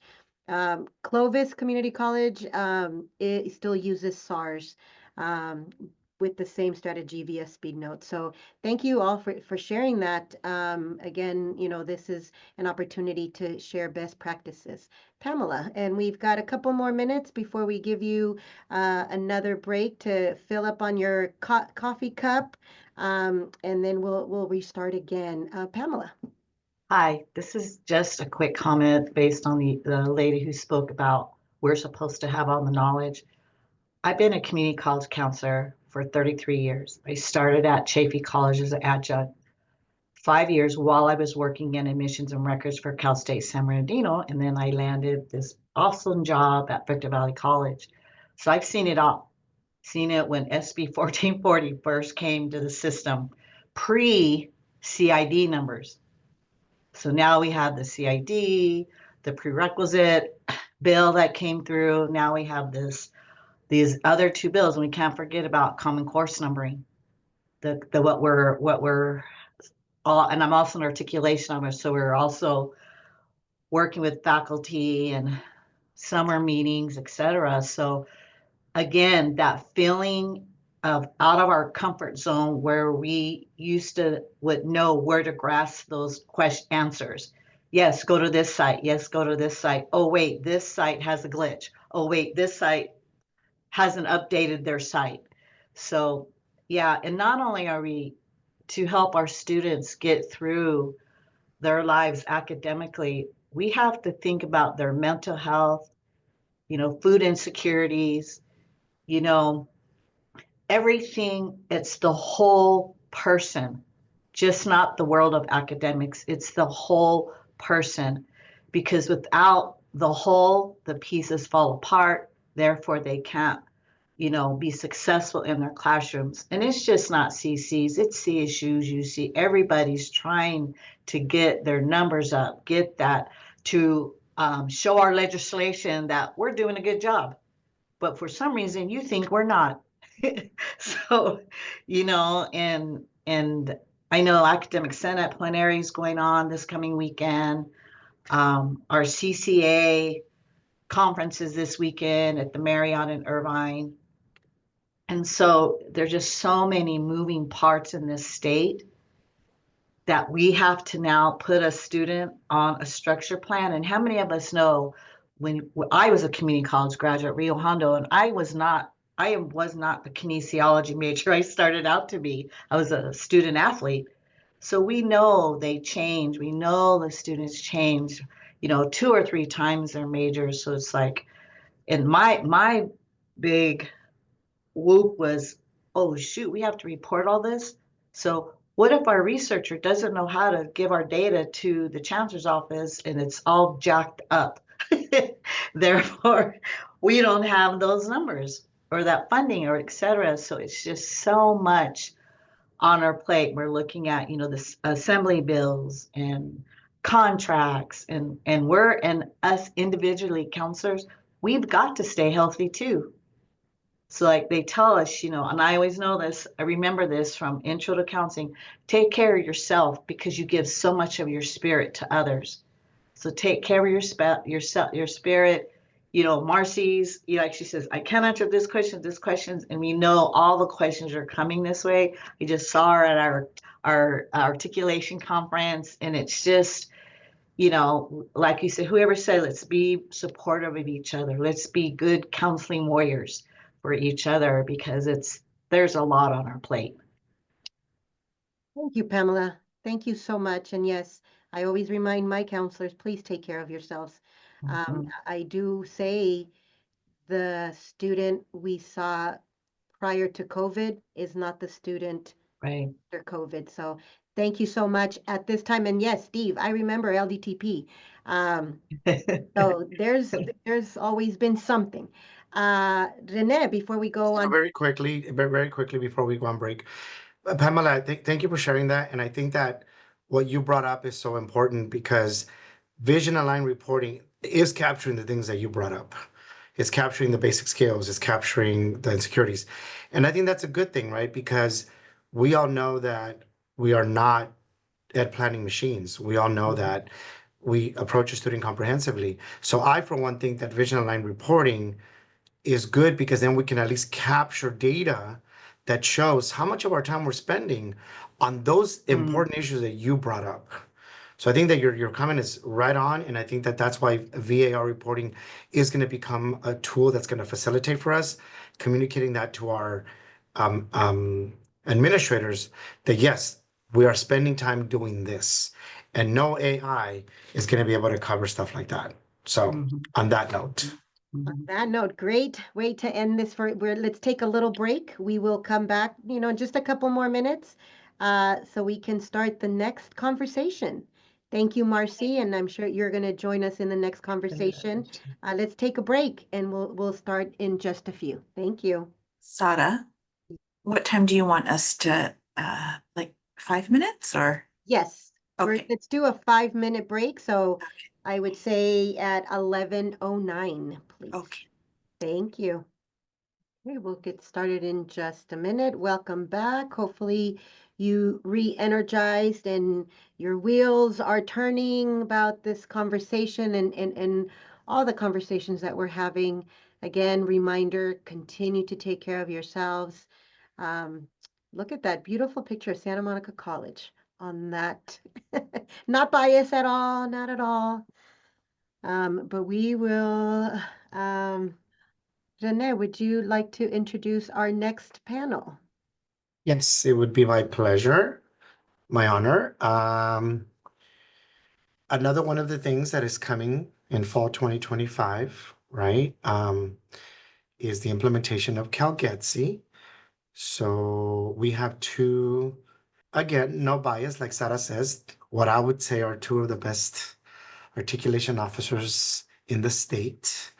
Not only because they do such a great job in maintaining the agreements that are so important for our students and ensuring that everything transfers, that everything is updated and articulation and all that, but also they're leaders in terms of like how they train others on what they do. And I believe that both of our speakers have trained their own respective colleges on these issues of CalGETC implementation, which is why we thought it would be very important to invite them to share with you what we have learned from them in case you haven't gotten the same kind of training at your colleges. So it is my honor to introduce Estela Neri and Lori Suakawa, our AOs from Santa Monica College and El Camino College, respectively. Hey everyone, welcome.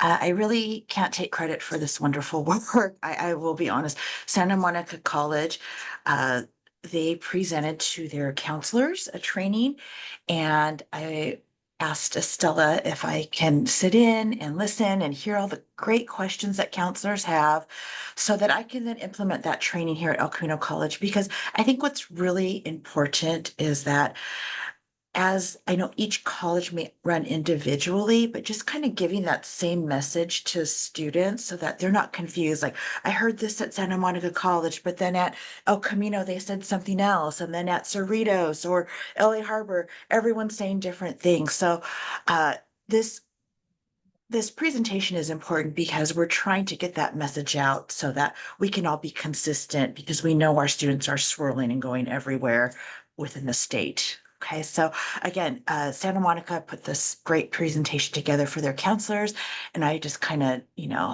jumped on their coattails and used it as our own. So I do want to get started. So I'll start on the first half, right? Thank you. Okay, so today's agenda, of course, we're going to talk about CalGETC and just kind of show you the new AA degree and what that looks like at the California Community Colleges, discussion of catalog rights and the associate degrees for transfer, ADTs, and then the CCN, the common course numbering. So this is kind of like an all-in-one presentation. Okay, so what are the effects of CalGETC? Okay, right, nicely, it puts us all on one ADT path, unless a student has the opt-out reasoning behind them not being on the pathway.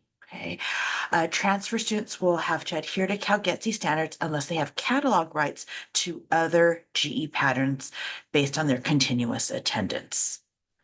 So what were some of those changes? So, number one, before member on IGETC, students did not have to take the oral communication.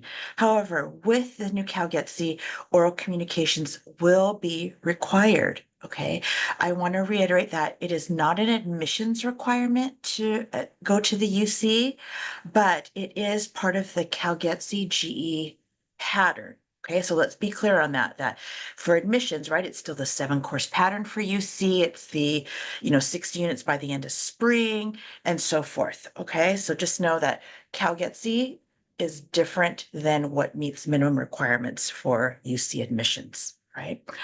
What are some of the changes to the CSU bound students, right? So we know that math, right, that area B4, CSU bound students will not be able to take certain math courses because they're not on the CalGETC pattern anymore. So it's a little bit more restrictive in some areas, right? So area B4 being one of them. A lot of us had our personal finance courses in area B4.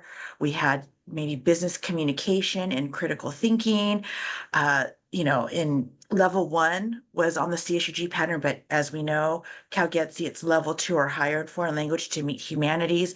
So in some ways, right, the math and its other G areas, the courses are going to be a little bit more restrictive for those CSU bound students now following CalGETC, okay, or for new students. Right. The other change too is that for CalGETC, it's C grade or better, right? No, it can't be a C minus or a D grade, whereas on the CSU GE pattern, we were able to use 30 units of C grades, and then we could have a sprinkle of either C minus or D grade for certification. So that's going to be a change. Okay. And then community college students can still complete their American institution requirement, their graduation requirement for the political science and history at the community college, but again, it's going to be optional for them. All right, so, when I say optional, it's still a graduation requirement. It's just they don't have to complete it at the community college. They can complete it at the CSU. All right, so this is the actual area on CalGETC, what it says for oral communication. I'm sorry, I'm going to read it out to you a little bit. So the CalGETC Area 1C requirement can only be fulfilled by a course taught in English. Okay, and can be fulfilled by an approved course that provides students with the foundational knowledge and practice of public speaking in a democratic society to enable them to successfully communicate ideas of an informative and persuasive nature in the public speaking mode and to critically evaluate the speeches of others. So that is the definition of what course meets oral communication for the CalGETC. So remember before on IGETC, at your community college, we had a variety of courses in that area. We had public speaking, okay, persuasion, small group discussion, argumentation, and then at some California community colleges, interpersonal communication was also approved for that area. However, with the CalGETC at this time, it is truly just that Common Course number C1000, Intro to Public Speaking, and then at some schools, they have other approved communication courses, like for example, Santa Monica also has their argumentation and debate approved in Area 1C, right? But like at many colleges, right now it might only be the public speaking course that was approved for CalGETC. So in curriculum, okay, all of the 100, oh, Marcy, go ahead. I want you to ask your question before I go on. Thanks, Lori. I wanted to make sure that, especially for any newer counselors or folks who may not know, that the 1C category in IGETC was primarily reviewed by CSU in the past because it was a CSU admission requirement. So I think there has been maybe some confusion about why that category didn't translate over, even though it's on a pattern that's very similar to IGETC. So I just wanted to throw that out there. It wasn't that, I mean, UCs would take a look at it, but it was primarily the CSUs that actually approved them because they met our criteria. So that is the kind of the nuance that's different between these two patterns, even though they look very similar. And Thank you. as Thank a you. as a UC, I did review UC, IGETC, and we always deferred to the CSU on oral comm because that was your admission requirement. So thank you for bringing that up, Marcy. Yeah, Thanks, Estella. Thank you. So, what is it, 116, or are we at 117 now? California community colleges, we were all asked to submit our comms courses for CalGETC for Area 1C, all right, because of that slight subtle change, or if there's anything that changed in the outline, we were asked to submit our oral comms courses, okay? So we've received our decisions on the Area 1C, all right? It won't be visible on Assist until late spring, okay? The CalGETC pattern won't be visible till later in the spring, okay? So just be aware of that. So it's not there right now, all right? So courses that were typically approved were the COMS C1000, the Common Course Numbering, all right? Remaining, let's see here, remaining IGETC areas. Okay, so one of the great things, okay, besides Area 1C at many of the community colleges, the IGETC area, GE areas, many of them were grandfathered in. So we don't have to worry about, oh, was that philosophy, intro to philosophy course in humanities still? Yes, a lot of our IGETC courses were all grandfathered in. So that's a great plus. Okay. Some institutions had to resubmit their American institution courses, okay? And what's fantastic about that also is that it can still be double counted, right, as the graduation requirement and still meet social and behavioral sciences or humanities in some areas for the history, right? So that is still fantastic, can be double counted, right? The language other than English, sometimes it's called LOTE or LOTE, will still be a graduation requirement for UCs, but it is not part of CalGETC. It's an optional piece, okay? And then, also just to asking our curriculum and our campuses to really look at our academic regulations and really adjust, okay, our procedures so that, we can make this process as seamless as possible for our students. So that's what we were asking our curriculum to do on our individual campuses. Also know that for CalGETC at this time, there's no partial certification. It's full, okay? Everything has to be complete, right? And right now there's discussion about CalGETC for STEM. That's going to probably come in the future, but so it's in the discussion right now, but we don't know what that actually looks like yet. All right. And let's see here. Partial IGETC and CSU GE certification is still accepted at the universities when they transfer, so long as the student qualifies for those patterns based on their catalog rights and they've maintained continuous attendance. Okay, so right now, the Cal States and UCs will still accept those students that qualify for IGETC and CSU GE partial certification. Right? And Molly, I see that you're on, and I've heard that UC in maybe 3 years is not going to accept IGETC regardless of catalog rights. That is not true. That is So not true. Okay. current, there is no current plan to phase out acceptance of IGETC. I think there may be some confusion because we've said we anticipate that they'll just drop off naturally. We'll see less of them, but we have no current plans to phase out. If that changes in the future, we'll make sure it's very widely disseminated, but we don't have that plan as of right now. Thank Oh, you, Molly, because thank you. I have an email that says opposite. So I Yeah, I just, double checked this morning because I saw that there was some confusion and we are not planning to Okay. phase it out. No, thank you. And as far as I know, UC accepts the community college catalog rights definition, correct? Correct. Since we do not have our system-wide catalog rights, we defer to the community college's internal version of catalog rights. So your assessment that a student should be on the IGETC pattern is fine with us. We don't dig into it or try to second guess what you've chosen to do. Thank you. Thank you. Thank you for making that very clear and for us kind of definitive. So other counselors and AOs that are on this workshop, that's fantastic to hear. Hopefully you can take that back to your respective campuses. And Lori, if I may, just so that the audience knows or our participants know who these wonderful people are that have joined us from our partners, we should have introduced them. So if you don't mind, I'll take a chance now, an opportunity now. Yeah, So please. just so you all know, Marcy Sanchez, who is the Assistant Director of Undergraduate Transfer Program for the CSU system, has joined us for this session. And also Molly Thompson, who is our Transfer Articulation Coordinator for High School and Transfer Articulation. I just wanted to make sure that all the participants knew who these wonderful people are and why they're able to contribute such great add to like our conversation intersegmentally. Thank you, Lori. So what do we want to communicate to our students? Okay.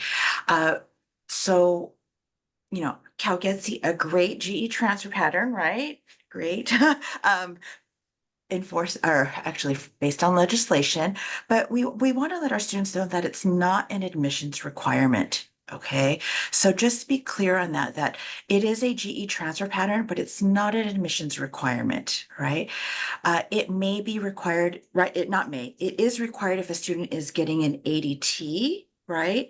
So that's part of the G pattern they have to complete is the CalGETC.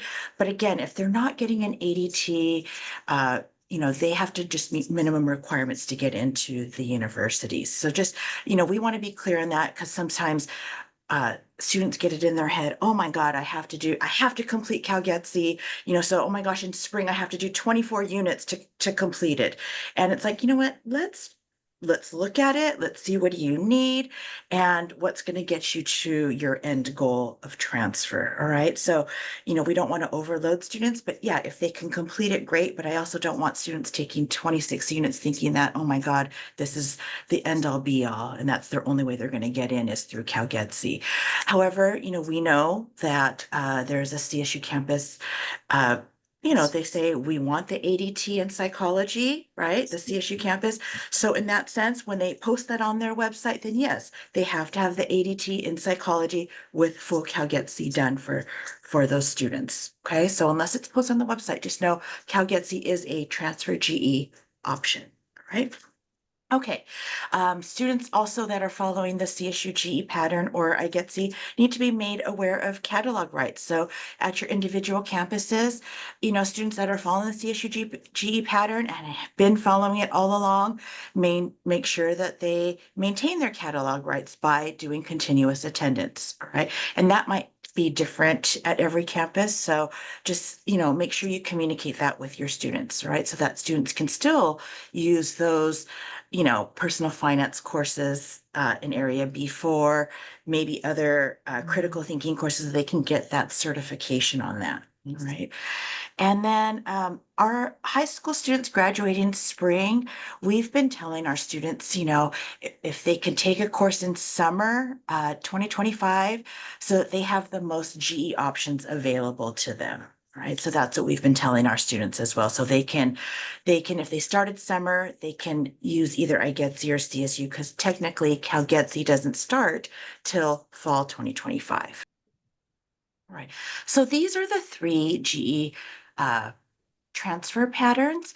There's the proposed CalGETC pathway, which is what you guys know, which is 11 courses, roughly 34 units. Okay, so you can see that the oral comms is there.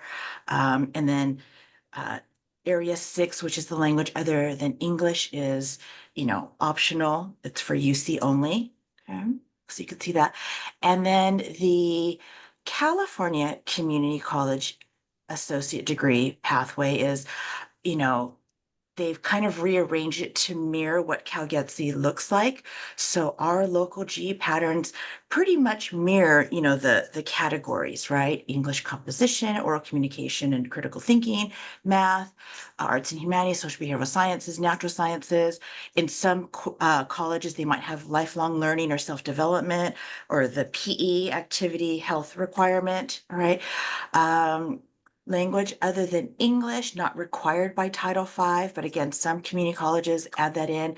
And then, of course, the new addition of ethnic studies. So minimally for the local AA degree GE pathway is 21 units. Okay, so that might look differently at your own individual campus, but minimally it's 21 units. Okay, and then this is the proposed California Community College bachelor's degree. Those students that are going for a bachelor's degree at your community college, this is a pattern that is being proposed right now so that students could sort of mirror the best of both worlds of CalGETC and the CSU, or not the California Community College local degree pathway. And Lori, it's not proposed, it has actually been changed in Title V.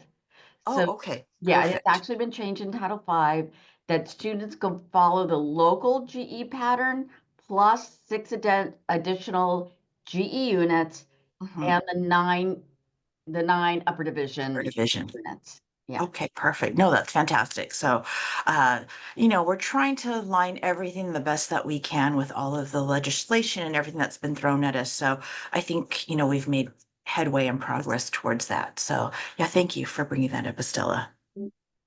Okay. Lori, quick question It's about a big this. benefit for our students, I've got to say, for our bachelor's degree students, that the GE pattern has been modified to accommodate our local students for the bachelor's degree. Mhm. Lori, quick question about this specific slide. The 3-4 that's in parentheses next to each of the disciplines there. Can you clarify what that means? Yeah, 3-4, it might be a 3-unit English course, or it might be a 4-unit. Like, for example, Santa Monica's English composition is a 3-unit course. At El Camino College, we're 4-unit. So it's like a 3 or 4-unit course. Or 4-quarter units as Or well. 4-quarter It could units be as 3 well. Yeah. semester or 4 Or quarter. 4-quarter units. Minimum. Correct. Yeah. Marcy. I just also wanted to have the update that ethnic studies on CalGETC is actually area 6. There is no area 7 on Oh, CalGETC. okay. So we'll Yeah, I flip think you'll flop see it those. in all the accurately in all All the other documentation. Yeah. documentation. But Yeah, perfect. Thank you. Thank you. Okay, so this is an example of Santa Monica College's associate degree. So as you can see, they've aligned their local GE pattern to mirror what CalGETC. So as you can see, as you guys remember before, Area 1 in Title V was natural sciences. It is now English composition 4A or 1A and 1B, and then oral communication and critical thinking. So even the title, the subheadings have sort of changed. And so we've been mirroring those items to mirror what is on the CalGETC pattern. Estella, did you want to add anything to this since this is your area? Yeah, it's my GE, yeah. Yeah. No, just that we are trying to be as flexible for our students. While mirroring, again, like Lori mentioned, we're trying to, which I think is a good thing, that people are not getting confused with all the areas, and they're different at the CSU, and they're different at the UC, and they're different at the associate level degree. But this is an example of our pattern. We do have a global citizenship requirement, and you can see that in our area 7. But because of the ethnic studies now required by Title V, all our students are going to be global citizenship, because all but one of our ethnic studies courses is approved for our global citizenship. So our students only need 21 units, which is the minimum required. We do not require more than 21. Okay, so you know, I know this looks crazy. It is. Depending on when your students started at the community college or the CSU, right? Your students Crazy. may, oh, may qualify for one of these 9 GE patterns, and depending on what their end goal is, right? We have the CSU GE, pre-ethnic studies, right? We have the CSU GE ethnic studies and moving forward. We have the IGETC, right? Pre-fall, pre-ethnic studies. Then we have the IGETC, 2023 when ethnic studies was put on the pattern. They have their local GE pattern, pre-2025, and then the newer one that's coming up that we just showed. If you're going for a bachelor's degree, right, you might qualify for one of these GE patterns or the current GE bachelor's degree program. So as you can see, you're really going to have to look at this as counselors and say, okay, what's which one does your student qualify for? Which one is in the best interest of your students? And really having those discussions. So I know it's complicated on the counseling end and looking at 5 different transcripts. We get that, but just really trying to follow like what's going to be the best situation for your student. Okay. Did you want to add anything to that, Estella? No, it's just that, Okay. again, like Lori emphasized, it is going to be confusing for a bit, probably maybe for 8 years. But we want to again make sure that the student is well prepared to transfer, that they're going to succeed at their transfer institution, and but right now we're going to have 9 GE patterns that students possibly can follow. That's going to be the same for El Camino too. I think at most community colleges, unless you're not offering a bachelor's degree, it might be less G patterns, but truly, we're not getting rid of our other, guide sheets, or if you want to call them advisement sheets with those other, dates and so forth and situations on there. Okay. All right. So, let's see here. Catalog rights. I said this before, there was a memo that it was a joint memo from the UC and the CSU and community college. It was a joint memo about dual enrollment students. And it was a little bit confusing to me. I'm going to be very honest about dual enrollment students who graduate spring and start fall 2025 do not have catalog rights, right? Because they are considered high school students and must follow the CalGETC, right? However, in that same breath, the next bullet point, dual enrolled students who graduate spring 2025 and start summer 2025, okay, may follow the CSU GE or IGETC with ethnic studies or CalGETC as long as they maintain continuous attendance. So we have to remember, right? CalGETC doesn't start until fall 2025. So those students that come in the summer, they still could be eligible for that CSU GE pattern or IGETC. Okay. Or they can follow the CalGETC if they so want to. Right. So I just want to be clear on that. Okay, so the definition for catalog rights for a CCC or CSU is attendance at a California community college or a CSU for 1 full semester or 2 quarters in an academic year. Okay. And then right now the UC, they've stated, Molly stated that already, is that the UC does not have a catalog rights policy. So UC will continue to accept appropriate CCC certifications of IGETC and CalGETC for incoming students for the time being. And as you heard, there's no plan to phase it out, but if it does, happen, the UC will definitely let us know well ahead of time so that we can alert our students. Okay. I Marcy, see a hand up, Lori. Oh yeah, go ahead. Hi, really quickly, for non-dual enrollment students who start in the summer, we were told that they would have to follow IGETC. But what I'm hearing you say is that if they started in the summer, sorry, CalGETC, but if they started in the summer and they wanted to follow IGETC, they could still do that. And this is non-dual enrollment students. Correct. That's how we're interpreting it. And we went to our articulation meeting. We've met with the CSU, asked the CSU chancellor's office these same questions. They got grilled by us at our last meeting. And This is what we've been told, and this is our interpretation, that if they start in the summer, they could use the IGETC or CSUGE pattern. Awesome. Thank you so much. I really appreciate it. And Marcy, you can chime in, but Yeah, and that's my before we- understanding of it. Okay, so I'm gonna let Estella go ahead and take over this because these were like her scenarios that she brought up. Okay, so when we're talking about catalog rights and CalGETC scenarios, so in the CalGETC Standards 3.4,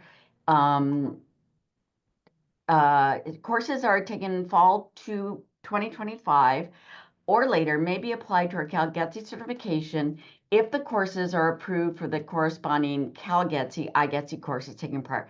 This is a confusing statement, but basically, students who are brand new fall 2025, they need to follow the CalGETC. Students who start, and as Lori mentioned, in summer 2025 are permitted to choose any of the 3 patterns. So all our courses, as Lori's mentioned already, except for 1C, were migrated into CalGETC. So here are some scenarios. A student completed a course in fall 2025 that is approved to satisfy 1C of IGETC. The course is also approved to satisfy 1C on CalGETC. The student may use a course for either IGETC or CalGETC. Second scenario, a student is being certified for IGETC. They take a course in fall 25 that is approved for CalGETC 1C. The course that was previously also approved for 1C under IGETC, the student may use a course to satisfy 1C or for their IGETC certification. Scenario number 3, a student completed a course in fall 2023 that is approved to satisfy 1C on IGETC. The course is not approved, and we had 4 in 1C. 2 of them were approved for CalGETC, and 2 of them were denied for CalGETC. So in that case, the course is not approved for 1C on CalGETC. The student may use it for IGETC if they have catalog rights, but it cannot be used for CalGETC. So CalGETC, IGETC, and CSUGE certifications. So IGETC approved courses, except for 1C, are auto-approved for corresponding CalGETC. So CalGETC and IGETC are identical except for 1C. IGETC 1C approved courses require submission and approval, which you've already done. And as Lori mentioned, even though they're not going to be, I'm so sorry. This is not a good thing. Okay, I'm sorry. So 1C again is the exception. We've kind of mentioned that a few times. Brand new CalGETC approved courses for fall 2025 and beyond. We have submitted them, but we have not heard a response if they've been approved or not. And we usually do hear somewhere in May. So I'm hoping in the next few weeks we will hear our new proposed courses, not the 1C courses, but other proposed courses for CalGETC will be released. And CSUGE approved courses, except for area F, there's no corresponding auto area with CalGETC. But students who have catalog rights can absolutely use CSUGE. Okay, so, our definition in our ARs is that a student maintains catalog rights if they attend a fall, because we have fall, winter, spring, summer. They have to attend either fall or spring to maintain catalog rights. Winter and summer are not considered full sessions for us. I mean, they are full sessions. The students absolutely get the same credit, but that's not what we consider in catalog rights. So a student, if they take fall and then do not do winter, spring, summer, and come back in the fall, they maintain catalog rights. Okay, for ADT catalog rights, so a student previously was fully CSU certified, pre-ethnic studies, but broke enrollment. The student returns to Santa Monica and wants to complete an ADT in Business 2.0. We can fully certify the CSUGE to complete the ADT even though the student broke enrollment because they completed the CSUGE prior to breaking enrollment. So we would grant that student an ADT based on when they completed the CSUGE. So let's say a student has catalog rights to Business 1.0, even though it's been phased out. Students in this situation should be advised to follow 2.0 since many CSUs are no longer accepting 1.0. I have been told by Dominguez Hills, yay Dominguez, that they will accept 1.0. So again, that's on a campus to campus, but to be safe, a student should follow either the ADT if they considering multiple CSUs, or they should follow assist, at to C, because we know that many CSUs require business calculus, and whether they have it in the ADT or not, they're going to need it for graduation. So it's best that they take it with us. So again, individual CSUs may accept 1.0, but in general, we've been told to take it off our website. It's no longer on the CID website either. And again, I said Dominguez Hills, they have no plans to phase out 1.0 at this point. Cal State LA, when I talked to their articulation officer, it's on their radar. So they're talking about it right now about whether they're going to continue taking 1.0. Okay, so just know that it's on these campuses' radars. Like, are we still going to accept it or we're not? So just if we're not sure, if they don't post it on their website, the students can always contact the individual CSU that they want to attend. Okay. And because we're in the Southern California area, for us, it's Cal State LA and Dominguez because they do not require business calc per assist. Okay, so on accreditation. So currently the institutionally accredited institution, same as regionally accredited for CalGETC and UC transfer courses. So I know we've changed from regionally accredited to institutionally accredited, and that definition is different for the UC, the CSU, and the CCC. So these are the formerly regionally accredited institution categories, which this is what the UC is following. I've heard, and please tell me if I'm incorrect, that the CSU will accept institutionally accredited, which is a really long list of schools.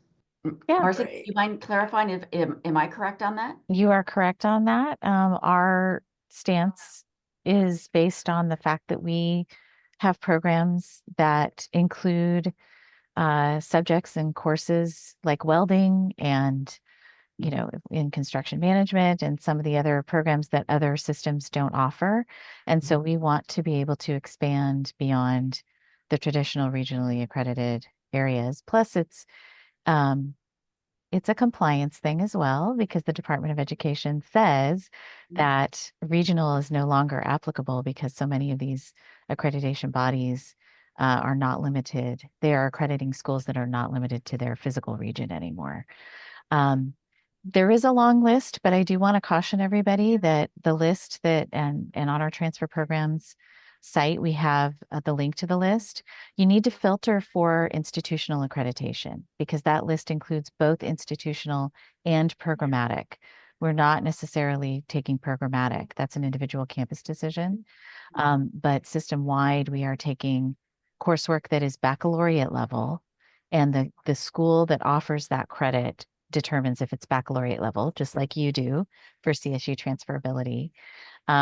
So it's only baccalaureate level coursework that could be applicable. And we're guaranteeing that the credit will count at a minimum for credit, so for electives, but the individual campuses can still determine how to use those classes on majors or for other graduation requirements.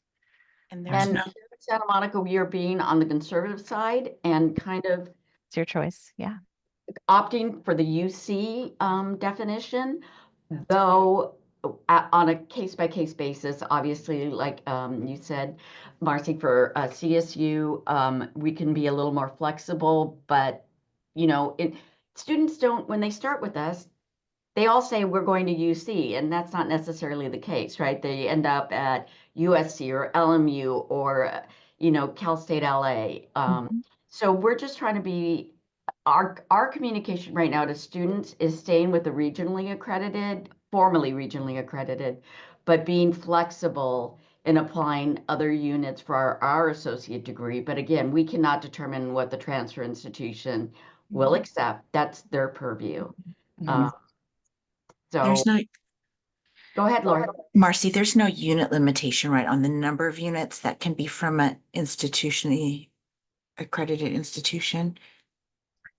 Oh, good question, Lori. I mean, I know that, you know, like for It's us to 70 grant max for community college units. But students do have to still meet the residency requirements of Cal State. So I think that has to factor into. But if there are upper division courses from those other institutions, then that's a potential to be able to use those. But we can't guarantee that they'll count for majors. Yeah. Okay. For So major again, coursework. but let's be clear on this though, you guys, that for CalGETC, right, it has to be formally regional accredited because again, it's for UC and Cal State, this pattern. Okay. So just as counselors and as AOs and faculty, just please make sure that if students are following the CalGETC, that it's formally regionally accredited. Okay. All right. Michelle, did you have a comment? Yeah, go ahead, Michelle. Just about the institutional accreditation. I'm just curious, does the California Community College actually decide which classes transfer in terms of institutional accreditation? And the only reason I ask this is that at the time of admissions, when students are asked to report all their transcripts, what courses will the CSUs be looking at for in terms of admissions? Because that makes a difference as we factor in GPA, as we factor in units completed. A student that may be on the border of a 2.0, will those units bring them down?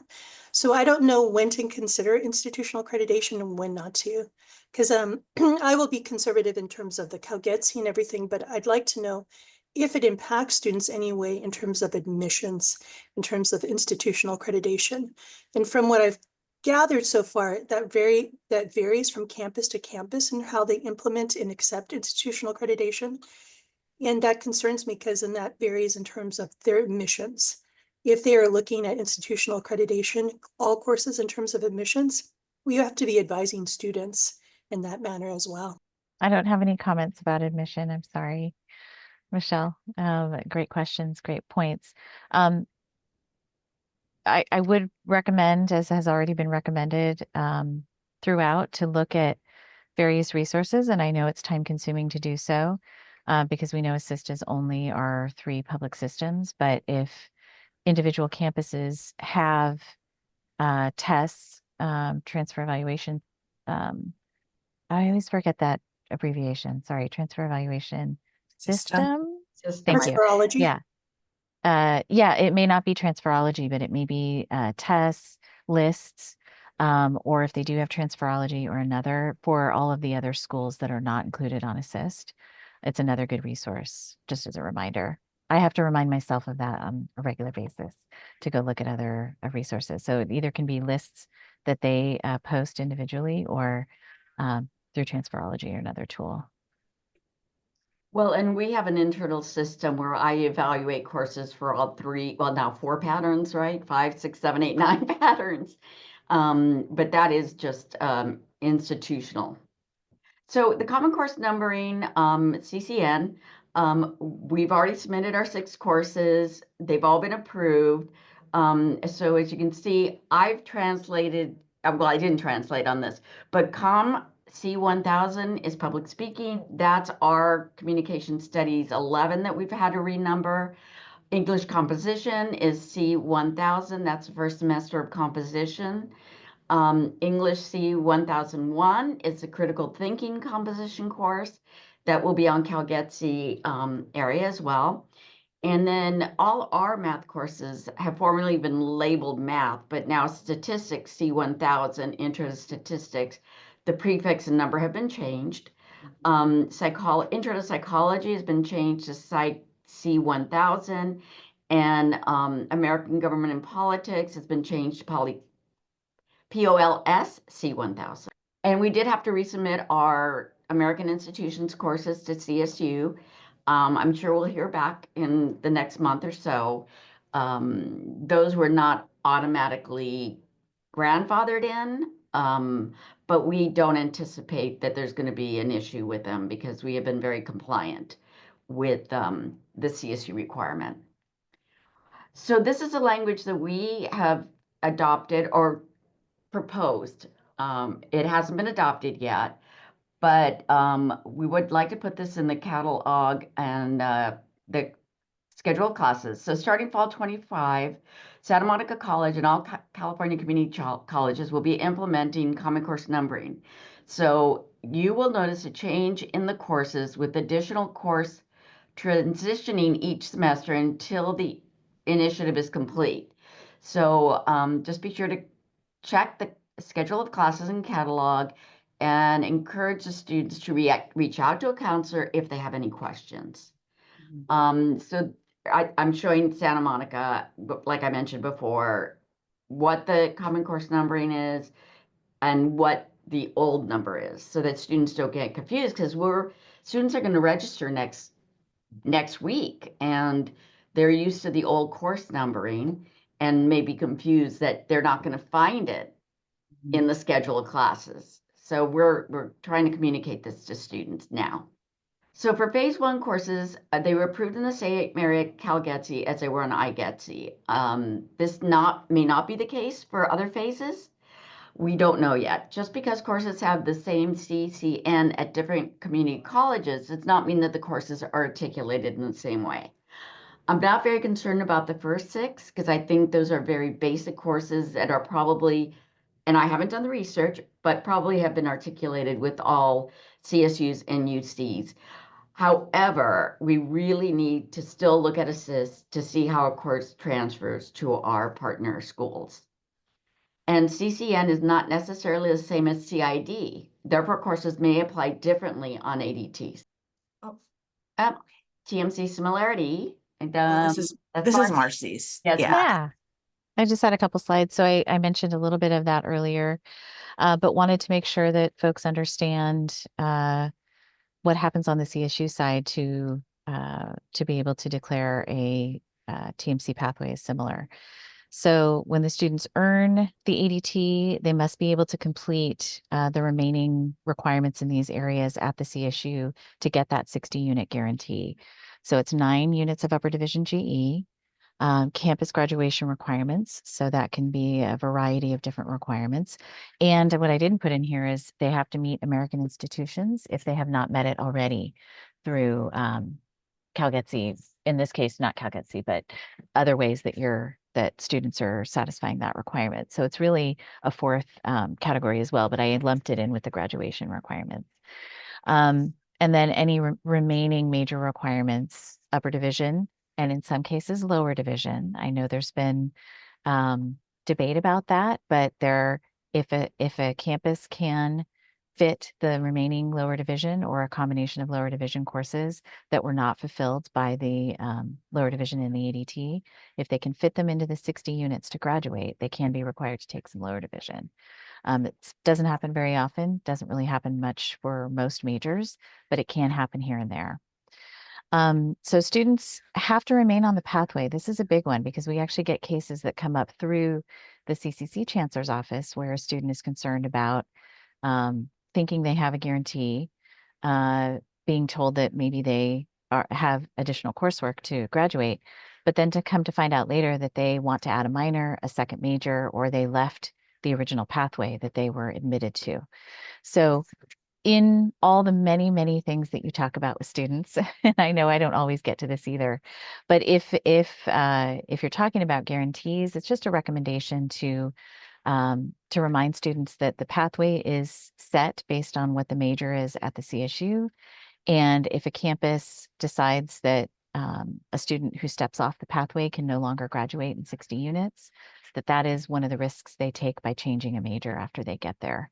If they were admitted through a pathway, there's an expectation they'll finish the pathway as noted by whatever advising group gives them that information. And then if they step off or end up taking classes randomly on their own, they are not guaranteed the 60 units to graduate. We don't really see a whole lot of students concerned about that on on our level if they know they've changed the major, but there have been a few cases that we've had to clarify that the student added a minor and didn't realize that that was going to be, taking them off the path. Also, it's not a guarantee that we know students earn, particularly like the two that I can think of are sociology and psychology are so close together that a lot of students, if they can stay, will earn more than one ADT, or they may have started on one path and wanted to change their major and realized one or the other is a better fit. They do have to be very careful about how they've been admitted. So because they have more than one ADT doesn't guarantee that they get the 60 unit guarantee for both pathways, right? It's based on the pathway that they were admitted to. If an individual CSU campus wants to honor a 60 unit guarantee for anyone with an ADT in whatever combination happens, they can, but that's not the intent, right? They're still going to, work with, as much as they can, the benefit to the student, but the pathways are set, based on how the original TMC was designed, what the coursework that is expected to come in through that TMC, and then how that's going to fit into what's remaining for the student when they get to the CSU. So having more than one ADT doesn't guarantee that they get a 60 unit graduation, no matter what major they fulfill. It's whatever major they were admitted to. And then here is a question that I saw in the Padlet as well. So I wanted to wait here before typing it in, but I'll type it into the Padlet too. Finding similar pathways. So just as your curriculum is updated every year, so is ours. And sometimes ours is updated more than once a year at our campuses. So we generally follow a very similar curriculum timeline for proposing courses and having them go through the process for faculty review and getting approved.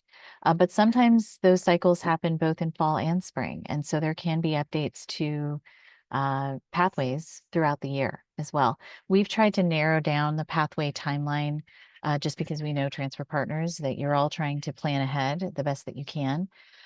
So we've tried to narrow the adds and requests for removal of pathways to between March and May, because those are reasonably the times that our campuses would have most of their curriculum settled for the next academic year and hopefully have done the review. So the TMC search site, which is the first one that's listed here, and it is in the transfer program site. And once I'm finished talking, I'll put the links in. Is updated daily. So any campus that updates either adds a TMC pathway, a similar pathway, or requests a removal. And again, removals are based on usually a concentration is discontinued and the major is elevated, or the concentration is continued altogether. So there is no pathway anymore for that student to follow in that particular major. Sometimes it's based on updating upper division coursework, etc. So those are updated daily once they've been approved. Usually that occurs overnight. That update to the site occurs overnight. The ADT Pathways site, which I know is popular because it pairs the community college ADT to the CSU actual degree. That website is only updated maybe 3 to 5 times per year. And part of the reason is we don't have direct access to your COKI file at the CCC Chancellor's Office. That's the curriculum inventory. We actually have to wait to get that. We allow a couple months in between every time we request that to allow you to update your active programs. So your campus also feeds into that. Your campuses feed into this report. So we do it every few months because all of us have curriculum changes that are happening at various times of the year. So that ADT Pathways site that shows both the community college version and then the CSU version is updated 3 to 5 times per year. We use that file actually to populate Cal State Apply, which is the application that our students complete. So in terms of what's the most accurate, it depends on the time of year, and it depends on how our curriculum is going and how your curriculum is going. So I do want to emphasize that it's based on both systems needing to make updates. I Can Go to College is definitely a popular site, and I know the Community College Chancellor's Office really promotes that. I'll be honest with you, I don't know who updates those pathways. It's not me. So that would be, I hope they're basing it maybe on the ADT Pathways report, but I actually don't know who updates that site. So these are the two that we've been recommending to counselors, and hopefully those are useful for you. I also wanted to let you know that that some campuses accept a wide variety of ADTs into some of their more flexible majors. So even though, yes, the law was designed to have that straight pathway psych to psych, right, to make it easier for those students to potentially feel like they had that guarantee, but there are majors at some of our campuses, and I will highlight Dominguez Hills as well, in San Francisco for our North Bay and Bay Area folks, that there are majors that will take multiple. Humboldt is another in the far north that will take multiple ADTs as a guarantee. So what we're saying is on our end, no matter what your preparation is, because we know you'll have the GE package, whatever that package is, no matter what the lower division prep is, we could guarantee you to graduate with all of those other requirements in 60 units in something like a women's studies, certain areas of psychology. So if a student starts with sociology ADT and it's deemed similar to that psychology major, they're still going to have that 60 unit guarantee. So San Francisco has a couple of those as well. So definitely take a look beyond as you might, instead of maybe doing the exact match, maybe look at, where your sociology ADT goes to all CSUs, and you might see a longer list. And that might be a nice option for students who are still not sure they've gotten the ADT, but they still might have some other ideas about what they want to pursue. Okay, we have reached the much anticipated Q&A piece of our presentation, and we have about 45 minutes. So as in the last session, we'll be taking questions from the Padlet, and we'll also be taking questions from folks in the room if they raise your hand. So first, go ahead, Lori. So I do want to say, you guys, before we start the Q&A, was that the reason this presentation came about was that, at Santa Monica, El Camino, we know that these changes are coming. So we kind of wanted to get a jump start on it and have our counselors get that training and hear these things that are being discussed and talked about, so that when you get those students in your office, that you can have these very productive discussions with your students and, trying to do what's in the best interest of them. But, just so that on your campus, you're going to have to go out and train your faculty, your counselors, your staff, and so forth on all of these new changes. So it was really just to sort of kind of get the ball rolling. We did so in like March and early April, and now half of the semester's over, so we're trying to, and you guys might have already been doing this, or doing this already at your campus, but just really trying to encourage folks to get those discussions going at your campus, because I think everyone works a little differently, and not everyone's here in the summer, and sometimes in the summer it's too late to hear some of these things. So, because faculty may not be there available in the summer. So that's how this whole thing came about. And we let our counselors know at the beginning, and our staff, hey, this stuff is going to change. Okay. We're saying this right now in March, but in May, June, August, some of these issues could change. Okay. So we let them know up front that this is, it's not a, solid decision in some cases. Okay. So just, again, at your own individual campuses, we just want you to really, this is what we did. And, you guys can tailor it to what you need to do on your campus, but just to start having those discussions. And that's how this whole thing came about. So that's all I have to say. Estella, did you want to add anything? Because I know that you were the one that really started the whole thing for me, at least. Yeah, no, I don't think there's anything, but I'm happy. I mean, if there's any questions, I think, we are a community and we want to do what's best for our students, and we want to be consistent in how we apply rules, so to speak, or not rules, whatever's advantageous to the students, so that when they go from my community college to your community college, our students are not penalized in any way. Jesse, do you have a question? Yeah, thank you. I was hoping we could go back to the slide on catalog rights about summer, because that was really confusing to me, and I wanted to just because we have a pretty big, I'm at Ohlone College and we have a pretty big dual enrollment or what feels like a big dual enrollment population. And so this question about summer enrollment No, keeps and it's been clarified by both the UC and the CSU to Santa Monica College that as long as a student, if they're dual enrollment, but they graduate spring 2025, they take a class summer 2025, they're no longer a dual enrollment student, right? Because they've graduated, that they have catalog rights to either CSUG, IGETC, or CalGETC. They're fine doing any of the three patterns. okay.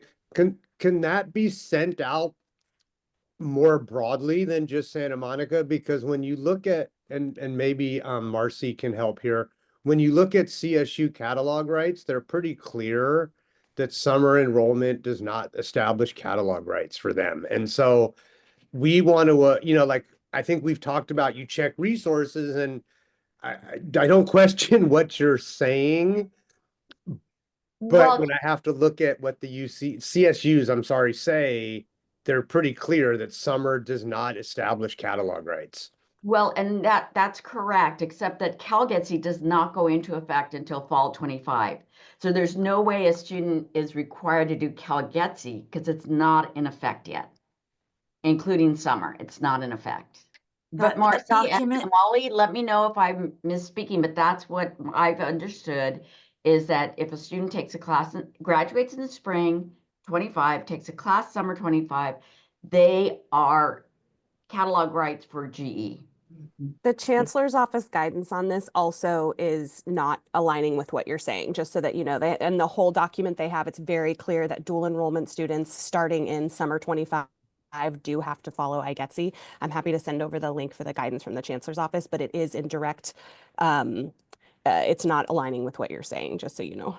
Well, all I'm saying is that I've been told by both UC and CSU that because it does not go into effect until fall 25, right? Our courses are not approved yet, that a student who starts in summer can follow any of the patterns. And the students are not dual enrollment students anymore. Correct.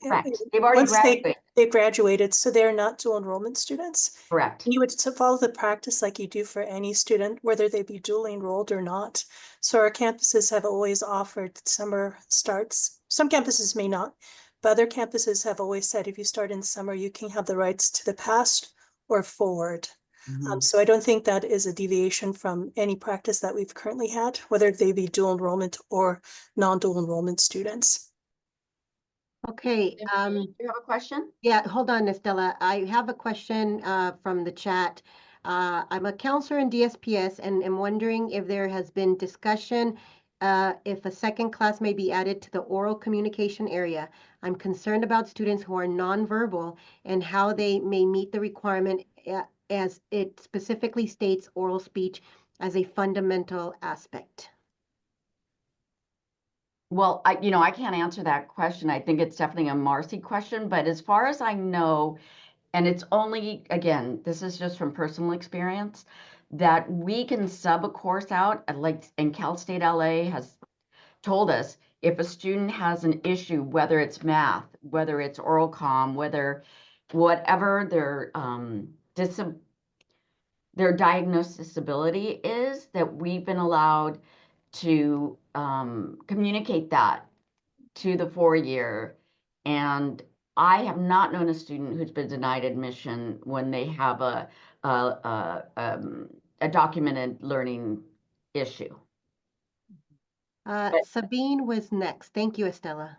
Thank you, Sarah. I just wanted to kind of go back to the catalog rights. I also work as an AO, and so to me, this is a little bit of conflicting information. In the chat, they put in the document that was shared with AOs across the state in regards to catalog rights for CalGETC. And in that document, it states that students who start during the summer, who are either new students or dual enrolled students, do not have catalog rights to IGETC or CSU. And that's from the CSU Chancellor's Office website. So I don't know if Marcy is still here. I don't know if that's been taken down, but that's just the guidance I think a lot of us have had up until this point. And so, a lot of colleges have done work to update their catalog rights policy to kind of align to CSU.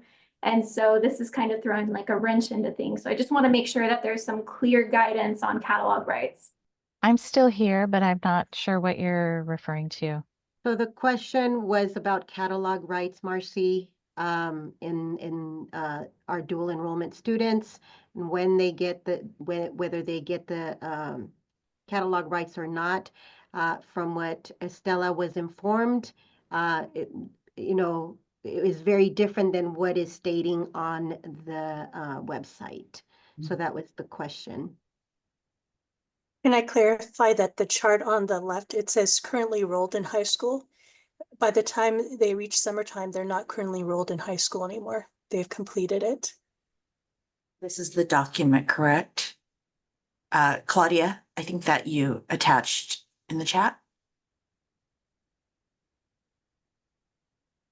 Yes. Claudia? Yes, okay. I okay. also work with Sabine, and so we work together and training our counselors, and we had said differently based on what we were getting.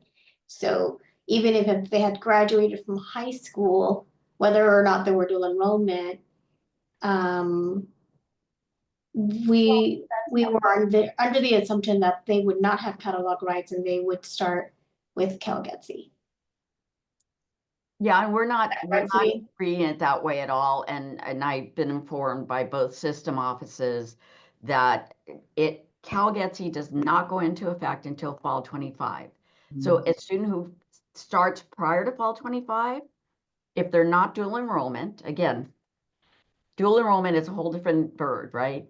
If they're not dual enrollment, they graduate spring 25 from high school, start in summer 25, they have a choice of any of the GE patterns that are in effect, because CalGETC does not go into effect until fall 25. I mean, this document still reads different to me, even under the second option, high school graduates, including dual enrollment, who enrolled in college after graduation. It says enrolled in CCC summer 25 or earlier. It says student has no catalog rights. And then it says that, you know, so that would mean that they'd have to follow CalGETC in the fall. I mean, I don't know if anybody's interpreting. I know I have other AOs in the room too, and counselors in the room that might be looking at this different. Yeah, and we have a couple with hands raised. So I'm going to go with Tiffany and then Michelle. Yeah. Hi, everyone. First, thank you so much for setting this up. So I really appreciate this space here. And yeah, I think we had a CAC conference. So it's a conference for articulation officers just about a few weeks ago. And this was brought up too. And Marcy and Kwana, they were there, and Molly was there too. Chase was there. So I'm a little bit confused today because from that conference, we were told that the CSU were going to honor what we certify, especially with dual enroll students. And so I feel like this has changed a little bit today. So just, again, we need clarification. And I think what the confusion is too, I think this stemmed from April Gromo's meeting with our Bob Quinn at that time, and they produced this document. And so I feel like since then it's been changed because Bob is no longer here either, right? So I feel like we do need an updated version of what, well, yeah, especially the CSU. What is the CSU take on this now, especially with our dual enroll students? We're just going to add that maybe part of the confusion is, and I'm just going to think out loud here, if you will allow me. I'm not saying that I may have the answer either, but I think when we think of catalog rights in the community college space, we think of that because we have to grant degrees and things of that nature, right? So we have to define our own catalog rights for local degrees and things of that nature. But as a former UC person myself, and Molly can correct me if I'm wrong, but a lot of times when we're talking about implementations of new admissions requirements or new transfer related issues, catalog rights are very different in that sense, because think of it like this. If a student starts a year ago and UCLA wants certain major prep for biology, but then the year later they want additional things, that student doesn't have catalog rights. Transfer doesn't carry catalog rights in the same way that community colleges have catalog rights, right? Because we can't tell a student, oh, because UCLA wanted only those classes for biology 2 years ago when you started, they're still going to admit you with that. That's not the case. They're going to be held to the new requirements as of the year that they intend to transfer. And so I guess I think of a lot of this implementation in the same way. Estella said it, if it hasn't been even approved until fall, it doesn't make any logical sense to hold a student to something when they haven't even, there's not even a possibility, right? So I don't know if that helps to kind of contextualize it in those ways. That transfer is a little different than catalog rights that are exercised for our in-house decisions and our in-house degrees. And at least that's how I think about it, to kind of make it a little more clear in my head. I get it that dual enrollment does make things a little more muddy, and maybe perhaps that's a different conversation that needs to be had within that framework. But as a whole, if we're not talking about dual enroll students, that's how I'm interpreting it, and that's why what Estella and Lori are saying makes sense. But by all means, if we don't have the correct answers, we will definitely, get together with our interesting mentor partners and get you something that's updated, because the point of this session was not to confuse us more, it was to get to the clarity. And that's why it's so important to talk about this, right? Because of these multiple interpretations. Thank you. I really struggled with this document as well, Claudia and Sabine. I really like Estella knows I was like questioning, everything about this document with her when she did her training, and because I struggled with it as well. And so when I went to our articulation conference a month ago or a few weeks ago, when Kawana and Marcy, when they really said, you know what, it doesn't start till fall. Okay. So with that being said, I think they were saying it, but not saying it, that summer, a student could either follow the IGETC and CSU, or they can opt to do the CalGETC. So I'm going to go by that. Okay. Let's not make this harder for our students. Let's try to make this transition as seamless as possible. I get it. This document is confusing. It is, because I battled it really a lot with Estella. And, when the CSU Chancellor's Office is telling me something, I'm like, you know what? Okay, I'm going to take that for what that is, what they're saying, and that we're going to do what's best for our student. So that's what I'm going to stand by. Unless Marcy tells us not to do that, and I'm going to just go with what we stated so far. And I don't know how that is. I see you shaking your head. I'm not sure how your college is interpreting it, but that's what we're going to do. Go ahead, Mai. Molly? Yeah, I think I just want to make sure that we point out that this document was released in February 14th of 2024. So a lot has changed. A lot of conversation has happened. And as Tiffany mentioned just a couple of weeks ago, this was the one thing that we as articulation officers really addressed with our segment partners. And, I think, like Laura, you said, at the end of the day, without saying it, because that's what we were all saying is, can we have an updated language? Can we have an updated memo? But at the end of the day, I think the discretion is, let's make it easier for the student, right? It doesn't start until fall 2025. If you look at the assistant courses that are approved for GE, it starts fall, and then it ends in the summer, right? So, I mean, the approvals of course, GE courses are annually, and there's no, unless it ends, but for the most part, courses are approved. For example, right now, 24 to 25, it doesn't end in spring. So if a student takes, for example, an IGETC or CSU GE course in the summer, we don't say we're not going to certify that for GE. It's still a certifiable course. The thing is that CalGETC does not start until fall 2025. So regardless of a student, dual enrollment, student who lost catalog rights, comes back and take a course in summer 2025, we can't grant them CalGETC areas, right? Because it doesn't start until fall 2025. So I know that dual enrollment gets very muddy, but I think one of the things I just want you guys to kind of take away with is that, just do what's in the best interest of the student. And I think that's really kind of like across the system.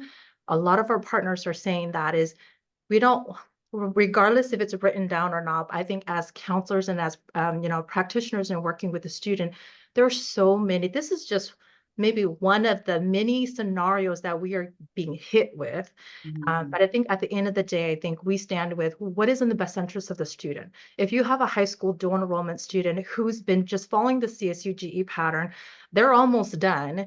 And are you going to have them flip over to the CalGETC if, their Spanish 1 or Spanish 2 doesn't count for humanities, right? So there are a lot of nuances that the CSUs and UC memos can't address all the scenarios that we see. And I think if we leave away with do what's in the best interest of the student, regardless of their status, regardless if they're a dual enrollment student, regardless if they are students who lost catalog rights and who's coming back.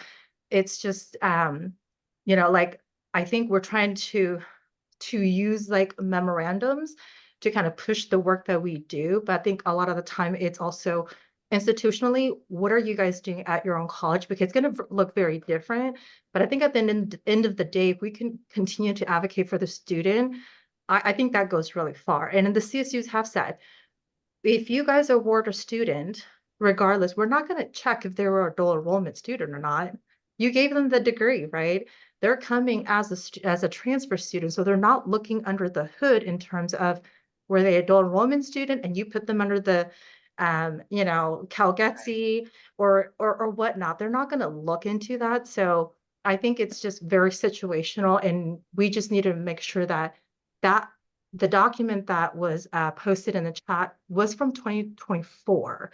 We're now in April 2025. And so I hope that there's an updated memo coming soon, but I know with at the chancellor's office, there's no the person who's the vice chancellor, there's no position in that. It's a vacant position right now. So I think a lot of memorandums, a lot of things that we are wanting, it's at a standstill because there is no official person to fill in that. And so we just have to continue doing what we're doing. It's just, I feel like it's like we can't wait for updated memos to drive the work that we do. We just have to know that, hey, if this is not going to start until fall 2025, and we have a student right now who's enrolling summer 2025, we work with our IT, we work with admissions and records, or we do what we got to do to make sure that the student is on the path to where they're being done in a timely manner. Before you go, Lori, Molly had her hand up for a while. Go ahead. Yeah, go ahead, Molly. Yeah, I just wanted to point out that, as we all know, the CalGETC approved courses, they start in fall. So a student who is enrolled in summer obviously cannot be taking courses that are approved for CalGETC, but it's important to remember that two things. One, no student is forced to follow IGETC. If a student chooses to follow CalGETC, so they start in the summer, unless they're taking one of those 1C courses that is not reapproved, the student wouldn't really have an incentive to do IGETC instead of CalGETC. And if they already took courses through dual enrollment that were being grandfathered in, it's still not an issue because those are rolled into CalGETC as well. So, and the number of students that would be impacted by this is extremely small. So they are a problem, but also we know, because I was on the committee that came up with that memo. So there are students that they're so unique in their combination of circumstances that they can't be covered. And our understanding, both at UC and I believe probably CSU as well, is that there are going to be students that are just going to have to be handled as exceptions because they have some unique circumstance.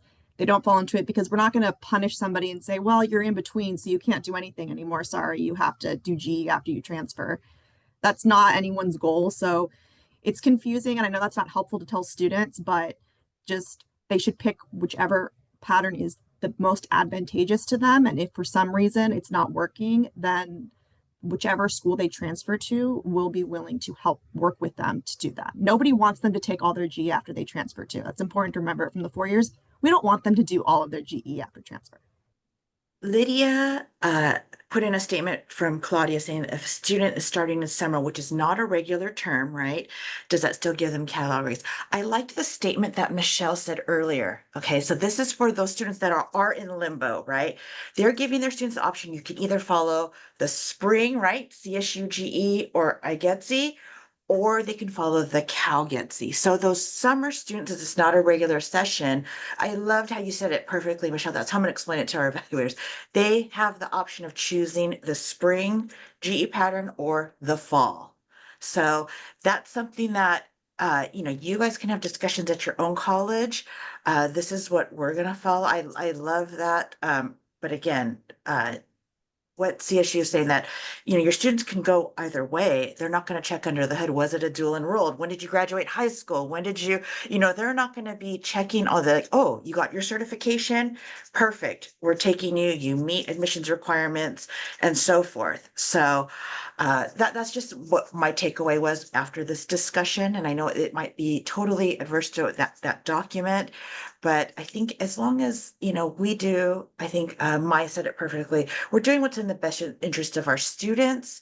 And, by giving them that option, even though they are in limbo in that summer. So you give them that choice. Okay. Yeah. Thank you. I agree with Lori, Mai, and I think that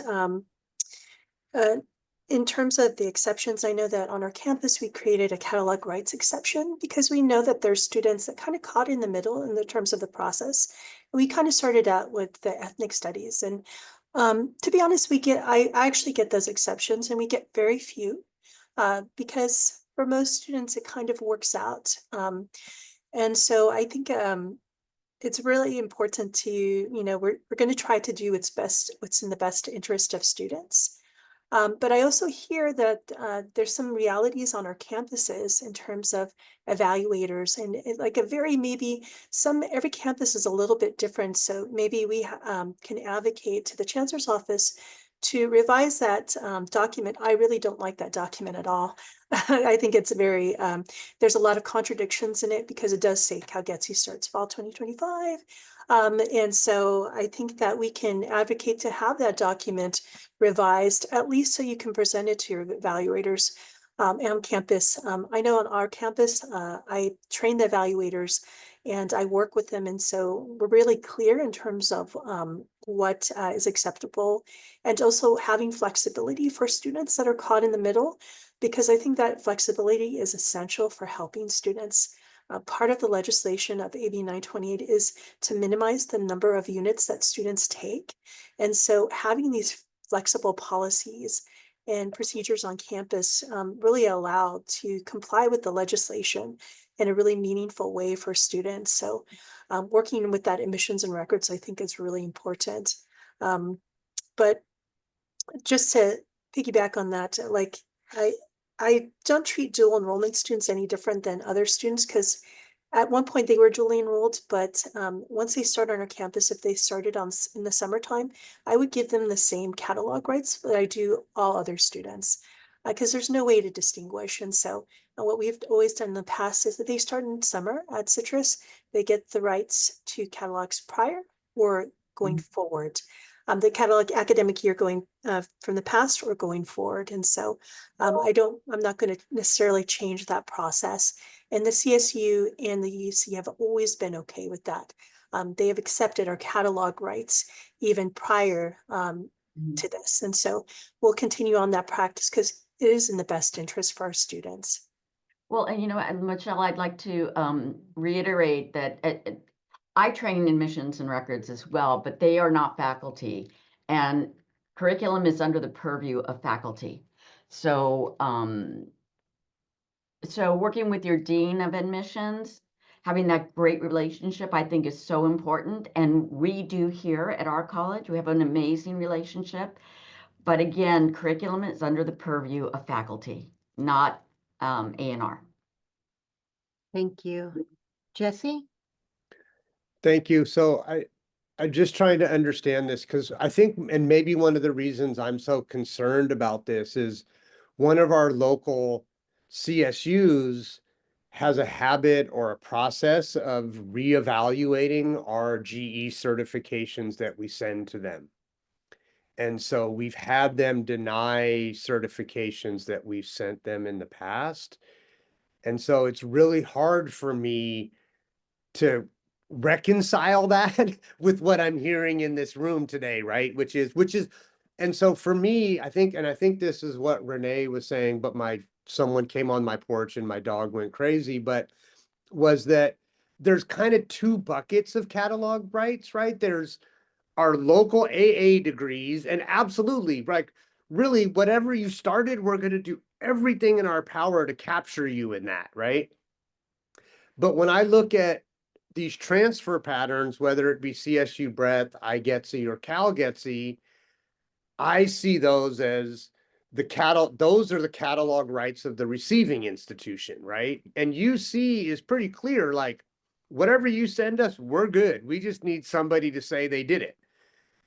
But we have local schools that double check our work,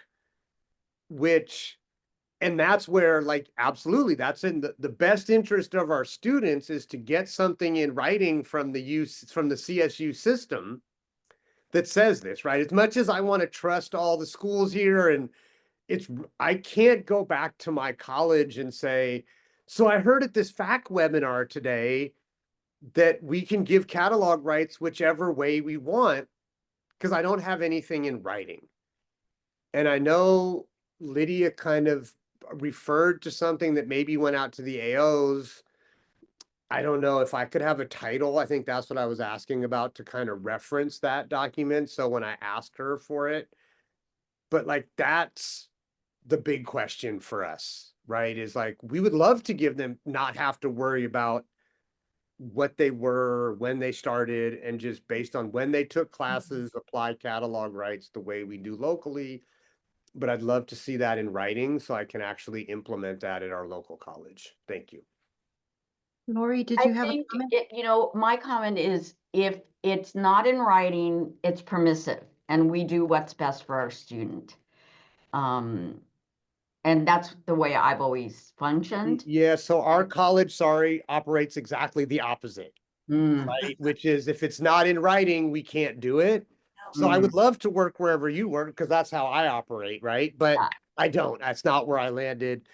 But like, that's the thing, right? Without it being in writing, that's all I'm going to say. We don't have any Pell students, but we have really great success metrics because of our amazing counseling department and getting students on pathways to complete their degrees. But what we don't, because this is going to impact us going forward, and it's just this summer 25 cohort that's impacted. But right now, we're like, no, you don't qualify for this because the memo from 24 said that. And until we have something in writing pointing us in a different direction, it's hard. But I think you all see the predicament. I don't know how to move forward. No, I hear you, but remember, it's not in Title V. It's just because a memo came out in 24, it's not in Title V, and either the CSU or the CCC Title V. So I think it's up for interpretation, however your campus wants to do it. We are being permissive, and we're definitely following that summer 25 is enrollment and catalog rights, because it doesn't go into effect until fall 25. That has been very clear. I mean, if you look at the standards, it definitely says effective fall 2025. So that is in writing. And maybe, Jesse, this is an opportunity, because I'm using this as an opportunity at our campus as well, to like, hey, you know what? Let's have this discussion. And yeah, I know it's not in writing, but you know what? We need to, in our evaluators, we need to sit down and say, how are we going to do this going forward? Because we need an answer like yesterday, right?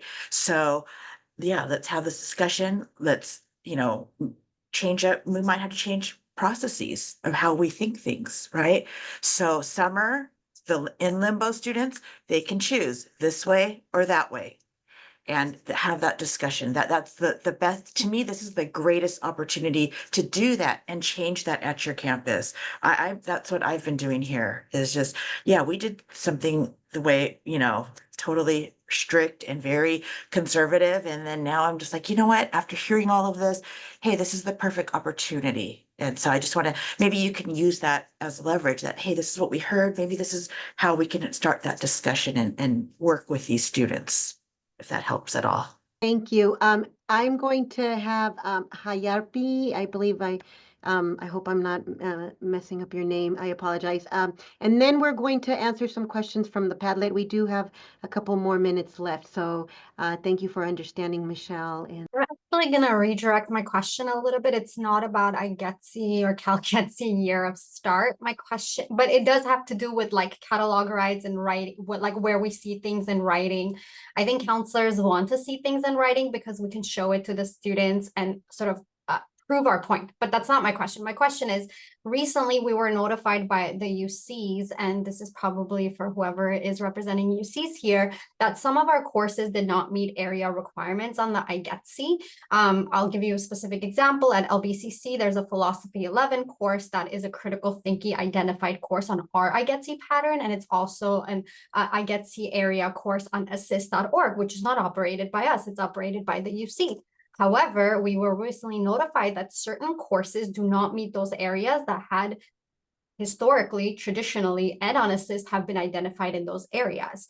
And the big problem with critical thinking, as you all know, it's an admission requirement for the 7-course pattern. And so we've had a lot of our students, I don't want to say a whole bunch, but there's enough students that got denied UC admissions because that particular course meets critical thinking for us and on assist, but UC told the students it does not in fact meet critical thinking. And so our students were denied admissions under that premise. Now, I just want to tie it back to the conversation we were having earlier about something in writing, because now I want to have the student appeal, but there's nothing in writing, and we open the assist and it says, sure enough, that this course counts. So I just want to see if other colleges have experienced this, if there are courses on your IGETC pattern that UC is now not deeming similar to that pattern that, or to the area that it was assigned. And if you have in fact come across students who have gotten denied admissions, and what have you done and how have you appealed to the UC? Try to clarify what you're saying. So there's IGETC and the 7-course pattern are not the same. UC does not have a critical thinking requirement for admissions. They have a 2 English composition course requirement. We have been doing extensive studies to see how our eligibility areas align to IGETC and now CalGETC, because this issue does come up periodically. There is a very small number of courses that were approved for Area 1B on IGETC and CalGETC, which are not eligible for UCE because they are not composition courses, and it has different requirements for what meets that threshold. It has to have significant writing and progression of writing throughout the course in order to qualify for UCE. So it sounds like it's possible, without knowing specifically that student situation, that that's what they fell into, which is students that have that situation where they are missing that course, but they have a full IGETC. It's pretty rare that that happens, but unfortunately it does happen. So we are trying to reduce that, and we're currently looking at our eligibility areas to see if there are adjustments that we can make to close that gap so that we don't have students that are taking those courses. But I just wanted to point that out, that it is confusing for students, which is why we're looking at it, because they're so similar, the patterns, but the eligibility areas are technically different than the IGETC standards. It's an IGETC specific course I was referencing, and we've had several students this year, they get denied admissions to UC even when they had IGETC certification from us. Yeah, if it's not listed in assist as saying that it's UCE and 1B, it won't be counted for their second English composition course, even if they have IGETC, because IGETC is not a requirement, nor does it supplant the need to meet the 7-course pattern. Criteria. What I'm saying is that this has never been an issue for the last 8 years that I've been doing transfer counseling, and this year all of a sudden there's several courses, not just for 1B, that are not being counted in the area that we've designated to account for IGETC purposes. I mean, there's a lot of courses on our campus that have been identified, and so I think that I just want to tie it back again to what the counselors were saying earlier, is that when we see something in writing, at least we can like point to it to the student. But when it's sort of like, let's just be flexible, like we can't be flexible when we are advocating for students, because we have to show it somewhere, whether it's a catalog, whether it's a policy on campus. So I'd really appreciate sort of the ask that the UCs and the CSUs put out a message about when students are eligible for IGETC, CalGETC, but also I do appreciate, Molly, your response about how UCE is designated, because our campus is really experiencing that issue this year with several students getting denied for not having that third area course. Thank you. Steve, did you want to bring up maybe one? Yeah, one final question. Thank you. And it relates to our students who are continuing on our pathways. And there's several questions about their ability to maintain their use of the current IGETC or CSU GE pattern, kind of holding that forward as they progress through the next couple of semesters and move their way to a transfer, that both CSU and the UC would honor those courses that are part of those patterns, including the areas that are part of the Golden Four or the admissions requirements as they stand today. So just a question for Marcy and Molly. Yes, that is the plan for the CSU side. Is we will no longer be publishing a CSU GE list. The CSU GE breadth list from 24-25 is the last one to be able to use. So just to be clear about that, because we are transitioning to CalGETC as the single pathway, right? But students who have the catalog rights, and at this stage, I'm appreciate all of the discussion and debate and information. Our latest statements within, and we have these discussions too. We don't just sit here and wait for you to ask a question. We actually have these discussions on a regular basis as well. But we stand by where we are right now, which is CalGETC doesn't start until fall of 2025. And so, yes, if you look at the election of regulations, that is that names primary terms. But that is our election of regulations. And so that is our statement right now. And I understand the desire to have the written. Our campuses often would like that guidance too. And sometimes we have to tell them, this is the guidance, and you as a campus have the ability to implement. So I understand the frustration around that as well. But continuing students can still access CSU GE breadth and IGETC. They can use the coursework that's on those patterns and continue to do that. There is no sunsetting that we are expecting at any time for CSU GE breadth pattern. That will live as the 24-25 is the very last version of it for now. That'll live on Assist that you'll be able to access. And just like anyone who is not GE certified, courses are evaluated individually anyway. So I know that that's different because we won't have a CSU GE breadth pattern. I know that's where the anxiety and the stress comes in. I totally get that.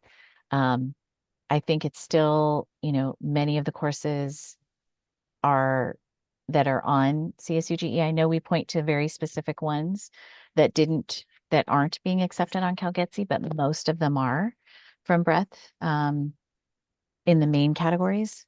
Not all, of course, but so we still default to recommending CalGETC as the pattern to follow, because we do feel, for all the reasons that were already shared in both of these sessions, that it could be in the students' best interest, because they may not know, or they may change their mind about where they want to go, that maybe that is still, for students who are brand new fall 2025 and beyond, they have to.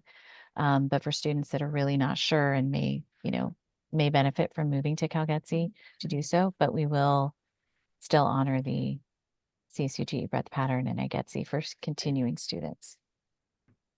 So as we've said multiple times, that we don't have catalog rights, so we intend to honor whatever the student is sent with as being certified for GE patterns, whether it's IGETC or CalGETC. We will continue to have our campus specific GE patterns for those students who, for whatever reason, do not come in with a CalGETC or an IGETC, and that's not changing. We will continue to honor whatever the course was assigned for our eligibility, the 7 course patterns, at the time the student took the course. So if at the time the student took the course, it was eligible for a specific part of the 7 course pattern, even if the course when the student applies, it no longer has that eligibility area. If it had it at the time the student took it, we honor that. Thank you both very much. And I'll turn it back over because I know we're going to want to end on time and respect everybody's time here today. Yes, thank you so much for joining us today. We know that this conversation can go on for hours and hours, right? And again, as everybody has mentioned, we don't have all the answers just yet. We're hoping that we can continue to stay in community so that we can, help each other as these changes in approvals or non-approvals, come down. So thank you again for joining us.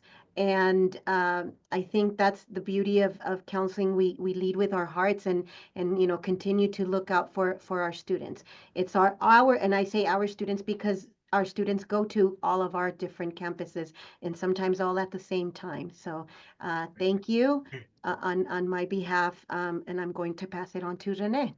Thank you, Sarah. I think what you are illustrating in this session is that that's why counselors need to be involved in these conversations, right? Yes, we have intersegmental partners, and yes, we have some guidance that even they are getting as the ship is sailing. But it's asking these questions that is the important part of what we believe needs to happen. And that is why the FACCC Counseling Committee was born, because of this confusion, because of the things that come down the pipeline, because of interpretation, because do we do what's best for students or not, right? But sometimes we can drive that narrative. And if we ask the right questions, we have seen evidence that if you ask the right questions, it can lead to a resolution. And I think that's really the plug that I want to make as to why, considering joining a committee. In fact, this is just a counseling committee, which is great and we love it.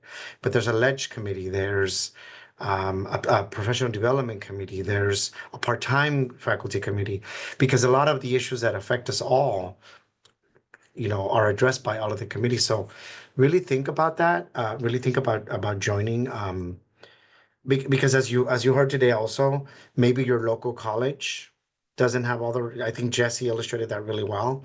Maybe your one particular local college is doing things in a certain way, but I think when you're informed from a larger group, then you become more educated in order to educate your own college. And that's something that both Estella and Lori are really good at, because trust me, the changes that they shared have not been overnight and have taken lots of time to get to that point.